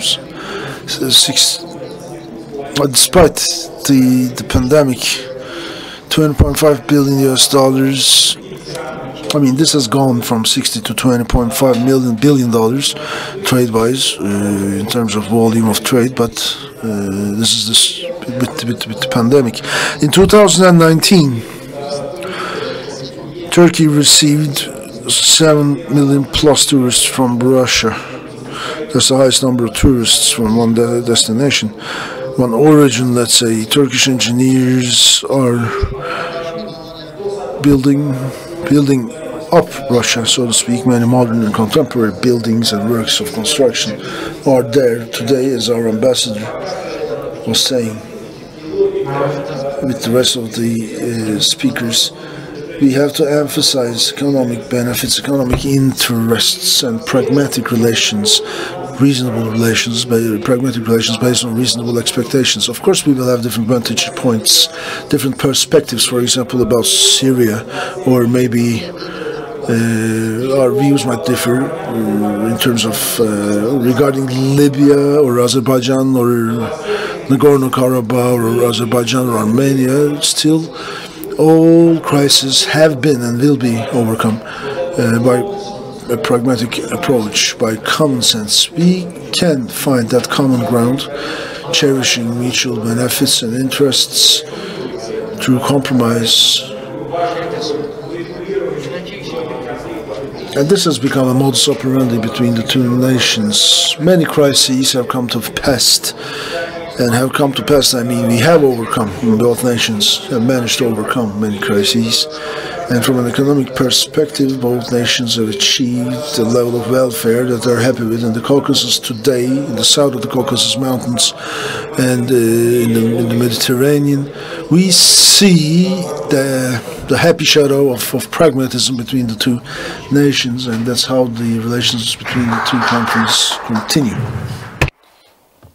This was a fascinating talk. Thank you so much.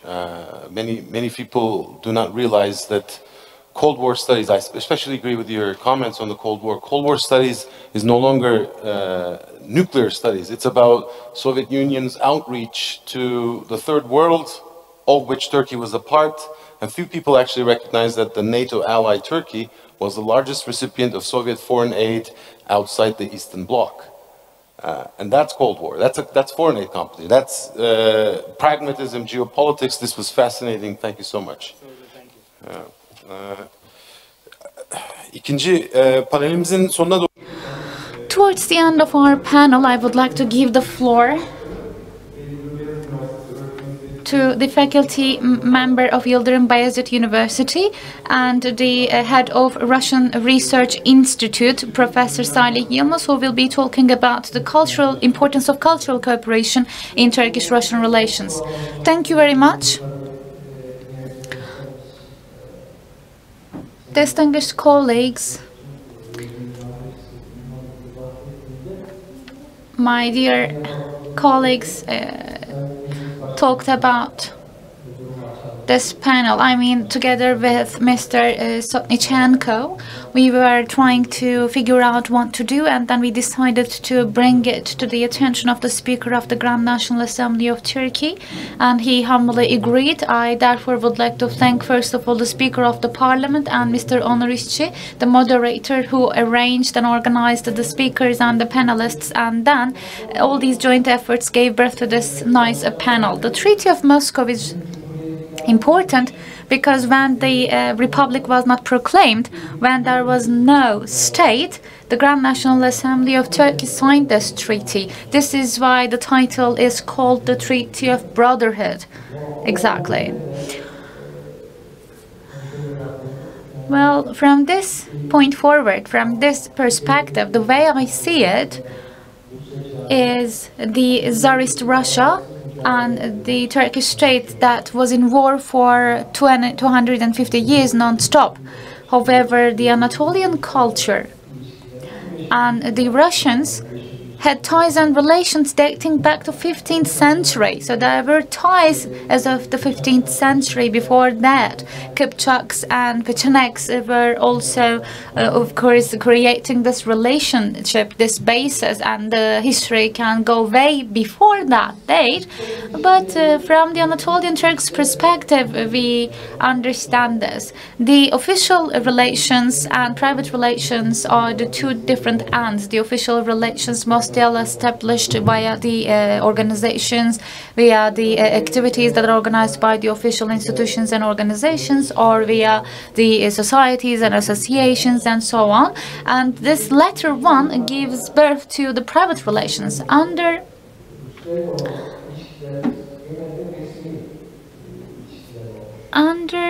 the Republican times, we mostly had official relations with Russia, either organized by the state or not organized, until 2000.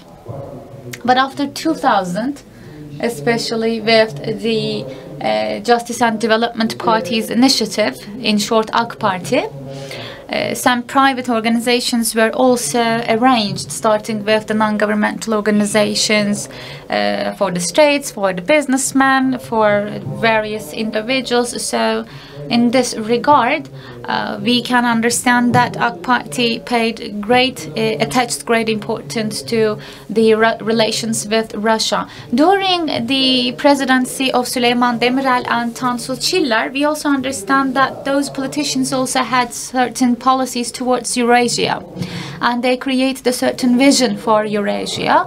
But AK Party created better relations on top of that basis, and they tried to create a framework, actually.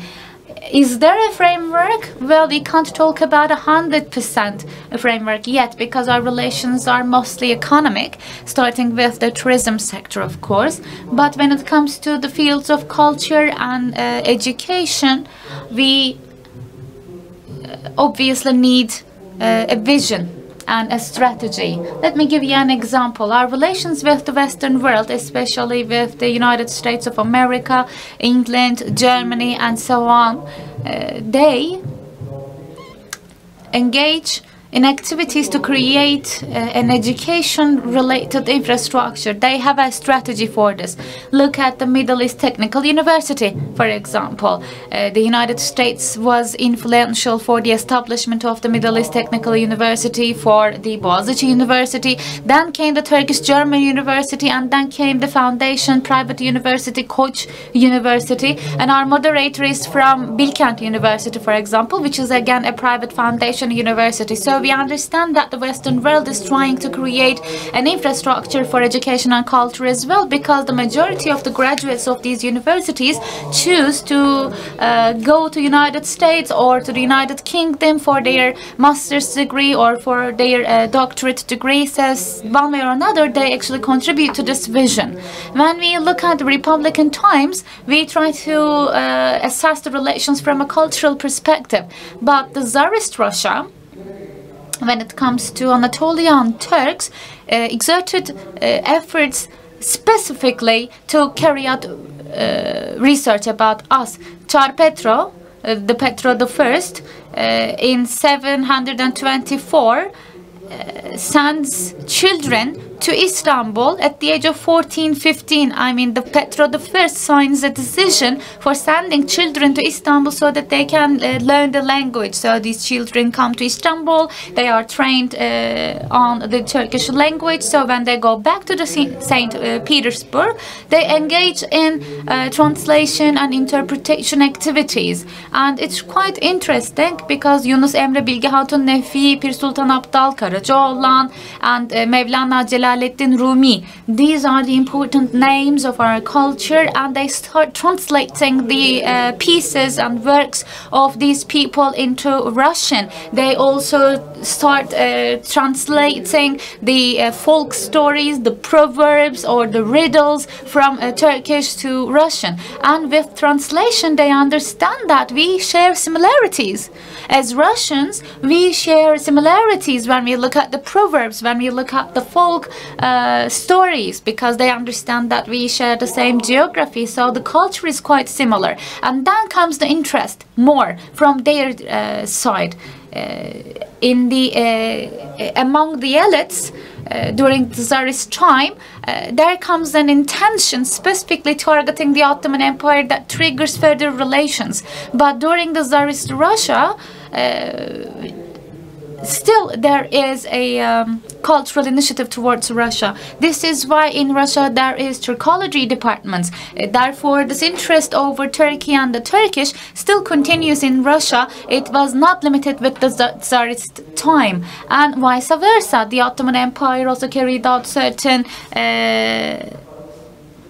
studies towards the Russia and the Russian culture. The Katerina history book was translated into Turkish in 1829. In 1879, for example, another Russian book was translated into Turkish. Gurgen Buchkin, Chekhov, and many other important Russian artists' works and pieces are being translated into Turkish. So all these efforts actually serve to the cultural ties between the two countries. The first speaker, Dr. Pınar Üre, during his presentation talked about the Belarusian, the White Russians. With their arrival to Istanbul, we see an important cultural contribution to the cultural infrastructure of the Turks, because the Russians that came to Turkey were literate people and elite people, high-level people in another word. And these people publish gazettes and newspapers, they write books, they are interested in music and theater. So on one hand, they are engaging in these efforts and they like these activities, and on the other hand, they open certain courses places, starting with Istanbul all around our country. They actually start providing training, which creates a movement. 200,000 is the approximate number of Russians that refuged to and came to Turkey, starting with Dardanelles and all over other places. For example, in Istanbul, there is a place called Çiçek Pasajı, which means the passage of flowers, and that place is descending from the Russians, from the white Russians that came to Turkey, because they were selling flowers in front of that passage. And as of the opening of the Grand National Assembly of Turkey, they not only engage in political relations, but also the cultural relations. The vision is for cooperation, not only politically, but also culturally. As we mentioned before, especially in 2000 and afterwards, the President of the Republic of Turkey and the President of the Russian Federation, Mr. Recep Tayyip Erdogan, and Mr. Vladimir Putin took personal initiatives for further engaging in collaborative initiatives and for further improving the cooperation. At this point, I would like to mention the co-chair's name, Mr. Ahmet Berat Jonkar. As he mentioned, I know that they are making important plans, as we can see in the reports of the High Council and the public forum. But of course, it's not easy, because we are lacking 200 years, 300 years, and we try to fill this gap in the last 2-3 decades, and we don't have the manpower to fill that gap. We don't have the manpower, and yes, we cooperate with Russia, but at the same time, on various other levels, we still compete with the country, and we still are challenged in terms of confidence. This is not unilateral, by the way. The trust issues are on both ends, are on both sides, so it's mutual. So the Russians think that a country that is established from a Western perspective will never cooperate with the Eastern side, and the Turks think that Russia is an imperialistic state, so they will not form partnership with Turkey on an equal basis, because looking at the history, no one had equal level partnership with Russia before. They always had the leadership status. Does this mean that it will continue as it is for eternity? Well, of course not, because as someone who studies this area, I would like to say that maybe not on every field, but on many fields, you can establish and form equal partnership with the Russians, I must say. For example, 2019, we had declared the year as the mutual culture and tourism year between Turkey and Russia, signed by both presidents, which created the vision for us. The Turkish-Russian Public Forum, for example, published an intention plan in 2019, and they developed their own kind of strategy. So for the first time ever between Russia and Turkey, now we see protocols signed between cities, between provinces. In Dagestan, for example, between Derbent and Konya, there is a protocol signed for sister cities. This is quite an important development, which will help overcoming the trust issues between the two states, I believe. Or similarly, the university rectors and academicians, both from Turkey and Russia, will come together, as Ahmet Berat Jonkar mentioned, and the media representatives, journalists, will come together from both countries, and at the same time, as the co-chairman said, the students will gather. We will have student exchange programs between the two countries, Nosodovus Chvetseva, for example.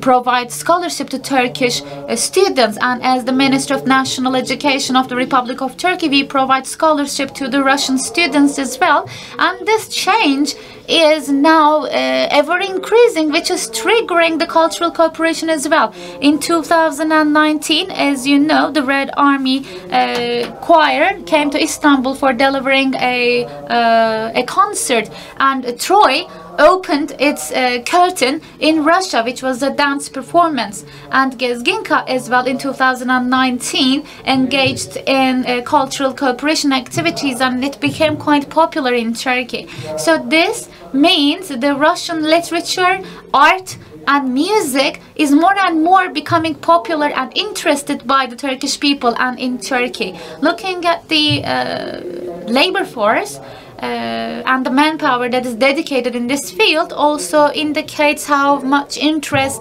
is over the Russian literature today. Those people that know Russian language, for example, can be employed quite soon and quite easily and fast, as far as I can observe. So commercial relations on one hand, but culture and tourism and the cooperation in this field can be triggered by various other initiatives. Yunus Emre Institute, for example, opened in Moscow. Russian Science and Culture Center opened in Ankara, for example. So all these initiatives actually are quite opportunities for getting to know each other. These are the venues, these are the education and art centers where you can go and learn about the culture, learn the language and so on. So opening such institutes and cultural centers mutually and based on reciprocity will help learning the culture. When it comes to culture and art, we can say that Russians are more active in Turkey compared to vice versa. We can't say that Turks are so active in the Russian geography, and the biggest impact behind that is diaspora. Russia uses diaspora as a state strategy. They practice it as a state strategy. However, we apply this strategy in the Western world mostly. In European countries such as Germany, that Turks migrated to later on. But the Russian actually have this strategy all around the world. How many societies, Russian societies, are there in Turkey? 21. How many Turkish societies exist in Russia? None. Zero. Nada. Not that I know of, at least. Ritipbar is the only one that I know. Turkish-Russian Businessmen Association that was established in 1997 is the only active Turkish society in Russia when it comes to culture, art and other art-related, culture-related activities, starting with Nazım Hikmet, or when it comes to the initiatives for the businessmen, they are the one and only party. So we don't have a Turkish diaspora in Russia, although we have vice versa. We mostly engage in construction-related efforts.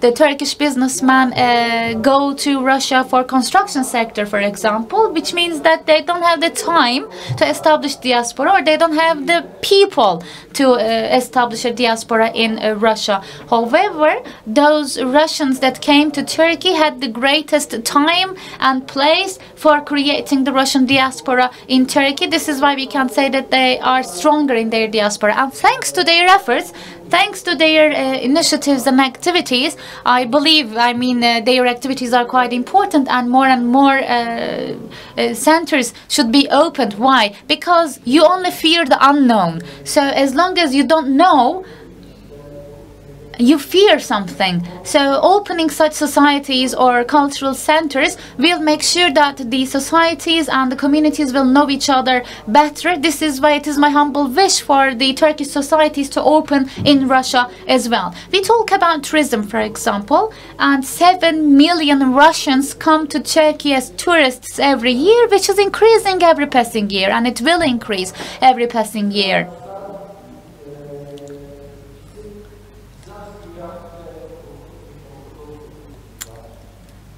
Look at the identities. Orthodox on the Byzantine Empire, and the state order after the over the Golden Horde state. which means that we have similarities, we have common sides. Probably the biggest similarity between us is the following. Both the Slavs and the Turks saw the Western world as the other, the enemy, the other, the unaccepted, the uninvited. Both the Turks and Slavs saw the Western world as the other, the enemy. And the two states actually warred off each other during the 250-year-long wars, and both empires, the Russian Empire and Ottoman Empire, somehow collapsed each other, clashed and dissolved each other. But history must show us lessons. We must take lessons from the past. Although they tried to provoke the both parties, here today the presidents of the both states took initiative, and we made sure that we are over these provocations. In the future we can see efforts for provocation as well over Karabakh, over Syria and so on. So probably these engagements, provocation engagements and similar policies will continue from now on as well. But if we want to overcome these challenges, we have to pay attention to culture and tourism. I know that the co-chairman, Mr. Ahmet Berat Jonkar, the co-chair of Turkish-Russian Public Forum, engages in great initiatives, but it's not enough. Why don't we have a common university? Why don't we establish a Turkish-Russian university? It would help a lot for the discussion of the public relations and social affairs as well. This was submitted to the president actually, but it was not an official visit. Via the NGOs like us, we try to have access to the Speaker of the Grand National Assembly or the members of the parliament, and they also engage in efforts for the establishment of a Turkish-Russian joint university. Can be in Ankara, can be in Istanbul, can be in Moscow, can be in St. Petersburg. So mutually we can establish a university that will meet the gap and fill the gap for experts and specialists. And I think the Russians should also utter this in front of Mr. Putin, because it's long due. It's overdue. We are the two great states. We are relatives, we are neighbors, but we have never taken steps for establishing a joint university, which is further ado. 2020 was the 100th anniversary of the initiation of the diplomatic relations in the modern age between Turkey and Russia, and with Mr. Sotnichenko and with the co-chairmanship of the Turkish-Russian Public Forum, with their initiatives. For the very first time ever, we have created this publication, which is the ethnic base work with maps and photos showing who lives here, which Russians are here. And this is a first in Turkey. This publication is a first in Turkey. More interestingly, this book does not exist in the Western languages as well. I mean, a new one does not exist. At least I haven't seen. I haven't found one in English or in any other Western language. And in Russian, there is one for the post-Soviet times. So in the, the pre-Soviet times. In the modern times, there is no publication like this in Russian as well. Why is this important? It is important because what I said earlier, for getting to know each other, for communities to learn about each other. Because this geography was the geography for the Turks as well, just like they see Byzantine Empire as a legacy for themselves, like the Hagia Sophia or others. We see that geography as a former origin for ourselves as well, because these are the pilgrimage places, historically speaking. So what I would like to say at this point is that there are 35 different groups Turkic relative groups, and as of 2020, their population add up to 15 million. Some Muslims, some Christians, some believe in Göktengri in Siberia, but we are somehow related with these communities, and we need to make good use of this relations. So this kind of relative natured relations should not be manipulated for negative aims, but used in positive ways. The more we have access to them, the more we can have cultural relations with them, then the more we will contribute to Russia and to ourselves as well, from a cultural point of view, from an economic point of view, and from an access point of view, because this is how Turkey can have ties and relations with the Eastern world, with the eastern part of Eurasia. It will be encouraging, it will be triggering. So such examples should increase in number, and especially in the post-pandemic time, just like the co-chairman of the Turkish-Russian Public Forum, Ahmet Barat Jonkar, said, bomb-like decisions will be made, I believe. A drastic decision will be made, I believe.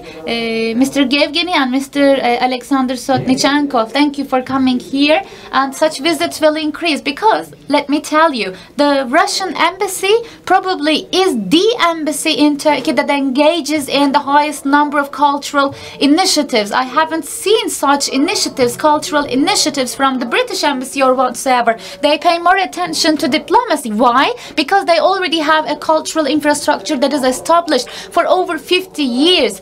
They don't have to do anything anymore because they have created the cultural basis. So they engage in diplomacy more. So we would like to thank each and every one of the contributors to these engagements, to these publications. Let me repeat, we don't have to be on the same page regarding everything. We don't have to agree on everything, but the more cooperation we have on more areas, the better it will be, especially in the field of education. I pay great attention to the establishment of a joint university between Turkey and Russia, and then Turkey will also become a stronger state in its own geography. Thank you very much for your attention. Sayın Profesör Doktor Salih Yılmaz. Professor Yılmaz, thanks a lot for the most valuable information. Now the last speaker of the panel, Dr. Sotnichenko. You know Turkey very well, very closely, and thank you. You came to our conferences at Bilkent also, and you helped us invite most valuable professors from Russia. I think it was Fursov. It was the last event we organized before pandemic. That was about capitalism, collapse of capitalism. You delivered a speech about that at Bilkent University, and our university, Bilkent University's image from the outside. Actually, maybe this is not congruous with that. Maybe the address was a bit like that, but still, at the university, we in our institute we welcome different perspectives. So, Dr. Sotnichenko, you come from as the president of the Russian Center for Science and Culture in Ankara, but before, you also were working at the embassy, and after the previous address, now this topic I think quite fits well, very well, the Russian cultural impact in Turkey during the War of Independence. Thank you. Thank you. As a historian, I will mostly talk about history, of course. I will speak in Russian, if you allow me.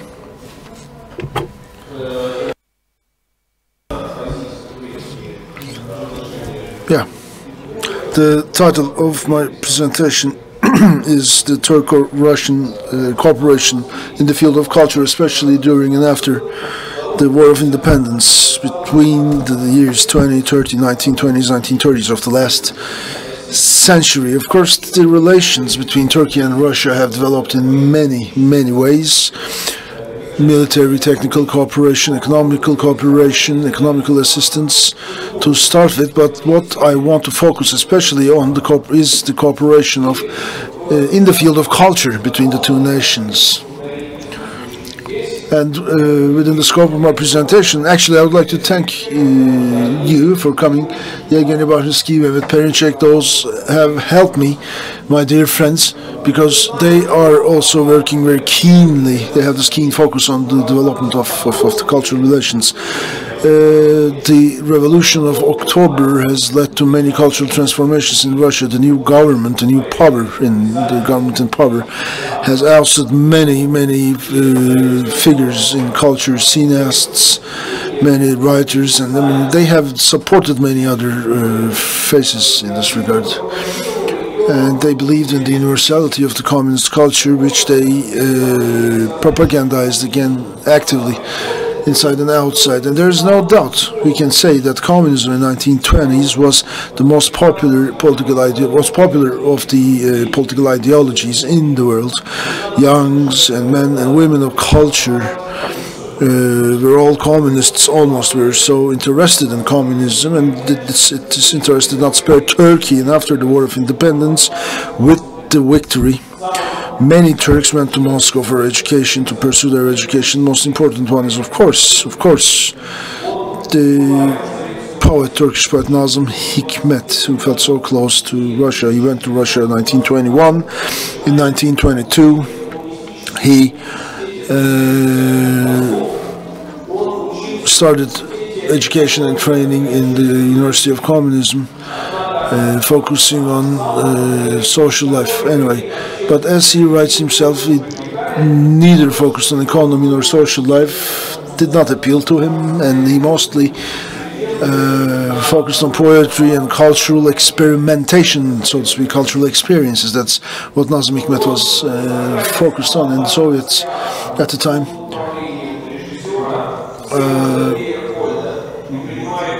For example, Meyerhold's theaters were quite frequented by Nazım Hikmet. He went there quite often, and he says, Meyerhold is the most important thing for me. I am an Asian, and as an Asian, I see you, the Russian people, as 50% Asians or Asiatics, and my love for Meyerhold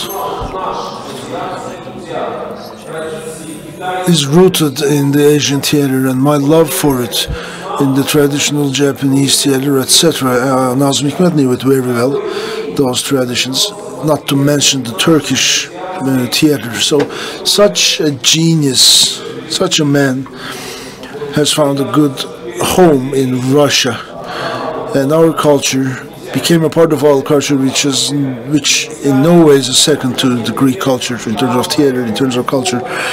And this takes Nazım Hikmet all the way to 1950s, all through his life. And he says on many occasions that he is an Asian. And then Mayakovsky, of course, was so close to the heart of Nazım Hikmet, his poetic style, the avant-garde approaches. Nazım Hikmet learned from Mayakovsky. Especially Mayakovsky was the first to prepare Nazım's first poetry presentation. He didn't want to step on stage. He neither spoke Russian. Maybe he didn't know Russian very well, and his poems were in Turkish. And Mayakovsky backed him up, encouraged him up on the stage, and he recited his poetry in Turkish. He said, read it in Turkish, nobody's going to understand anything anyway. So that's how he backed Nazım onto the stage. In the 60s, Russian people were studying in very much detail Nazım's work of arts, work of poetry. They examined it, memorized it, Yesenin, Bloch. Their impact can be seen on Nazım Hikmet, and also Nazım's first book of poetry was published not in Turkey in 1924, not in Turkey but in Russia, but it was published in Turkish. And another interesting thing about Nazım Hikmet is that this year the entire humanity will be celebrating the 60th anniversary of the advent of space age in 1951. The vocational school student, Yuri Gagarin, he was a student at the vocational school at the time, and this is in his own book, in his own memoirs. Yuri Gagarin mentions Nazım. He's bound to meet Nazım Hikmet. So he's going to meet Nazım, and Nazım, maybe he didn't recognize Gagarin at the time, but in 1961 he wrote a poem about the first travel to space, first space travel, and this is how two giant men, great men, and their destinies crisscrossing between 1925-28. Muhsin Ertuğrul was also in Moscow for education purposes in 1925. Here is what he wrote in 1925. He said, "We are not only concerned with the politics of Soviet Russia, we are also concerned with its sciences, with their experiences, arts. We must be the kind of people to have a first-hand experience of the Russian experience, Russian culture, Russian arts." In 1940s, he was directing the theater, state theaters in Istanbul and Ankara, and screening Gogol, Turgenev, Gorky, and their pieces on stage. Their stage art, stage performances were screened, and in 23. He directed 23 Turkish movies, 16 of 23 Turkish movies at the time, and between 30s and 40s he directed 16 out of 23 movies shot in that period. In 1924-25, sports delegation comes, a delegation of 50 comes to Trabzon, and you will find this in Perinçek's book, the Soviet athletes coming to Trabzon, how they were welcomed, how they were hosted, and with a whole round of traditional dance, folklore dance. You will find that information in Perinçek's book. And the young athletes from Russia had a great time in Trabzon, without any knowledge of Turkish language, how they contributed mutually to one another's culture. And the Soviet diplomats state that people in Trabzon, they were singing Russian songs without knowing any Russian. Dances were frequented actively, etc. So the people's interest in cultural aspects was enormous, and the competition in football, because of being embargoed by FIFA, Soviet teams were not allowed to play in FIFA games, which caused Russia to turn to Turkey. They played with the Turkish national team, the USSR team, and it was an amateur league player.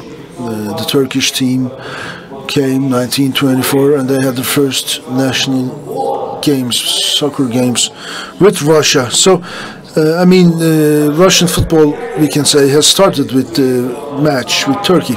So, then education, for example, Russians said, contributed greatly to the development of the Turkish education system, anti-illiteracy program, anti-ignorance program of the Soviets invited many Turks, educationists, and trainers to Russia to study the Russian education training system.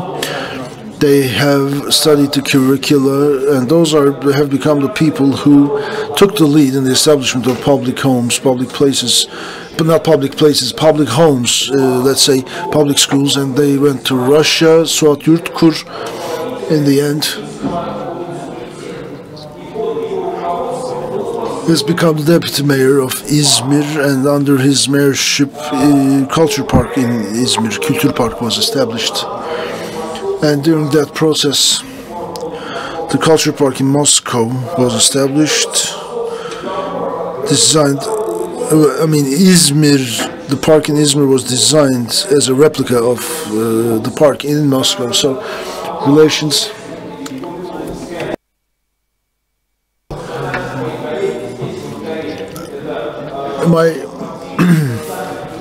My colleagues here have mentioned a lot about friendship homes. Erol is here with us. He told us about, he knows Karpich, for example, that restaurant. lady just mentioned. And so anyway, this needs revitalization. Karpich can come back. And we talked about Russian dancers, Russian musicians who came here.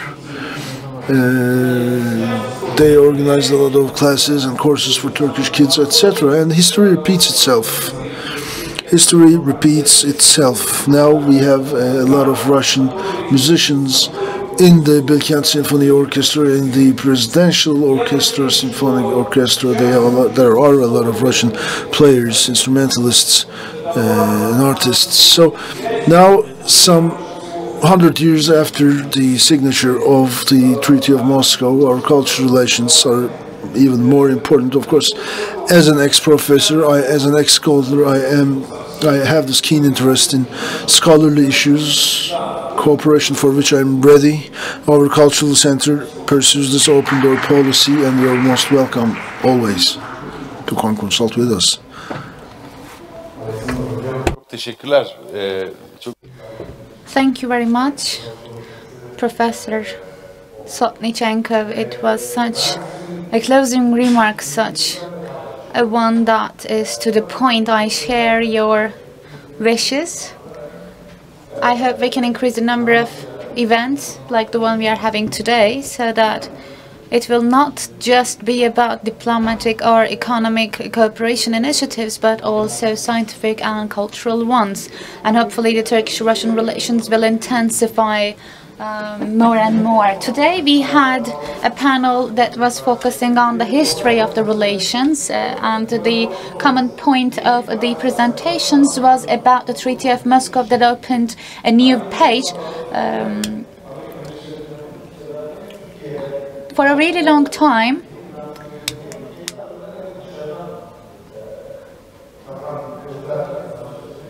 I looked at the relations in the archives, and I tried to adopt an external perspective, and I tried to look at from the outside. What's bizarre to me is that if you look at the newspapers, for example, it is always about the wars and conflicts between the Turkish and Russian dynasties, which is understandable, which is natural, because there was a political and economic relation between the empires, and their modernization efforts were quite parallel to each other, but they also were always in war against each other. So the majority of the approaches is always about generalization or about induction, but the nuance here is about the load that comes with being an empire. And then once the empires are replaced by the new states, there comes the load that is carried from the imperial times. And at the same time, from a geopolitics point of view, it is also challenging to cooperate and forget everything. No one expects these things to vanish in the blink of an eye. But the question here is why there wasn't a war between the two states in the last century, because the Professor Erel also underlined the peace that lasted for 100 years. Andrei Karlova, who we lost in 2016, I would like to mention his name if you allow me. He was assassinated, and imagine the severity of the crisis that Turkey and Russia managed to overcome. But looking at the very first paragraphs at all times, you can try to understand why they tried to manage such possible crises in a really sensitive way. At least this is what I try to do personally in my own work. And I hope that thanks to initiatives like that we have today, we will have more opportunities to increase the cultural interaction and interaction in general, because with the cultural ones, it will be more and more possible for improving together. So without taking any further of your time, I would like to thank the Speaker of the Grand National Assembly of Turkey, Professor Mustafa Şentop, and the Rector of Bilkent University, Professor Abdullah Atalar, for their kind invitation together with the academics and the members of the parliament, both from Turkey and Russia. This is now the end of our panel. Distinguished participants, we now adjourn this session. We would like to thank the speakers and distinguished panelists for their contribution to our panel and to you for your participation. Thank you.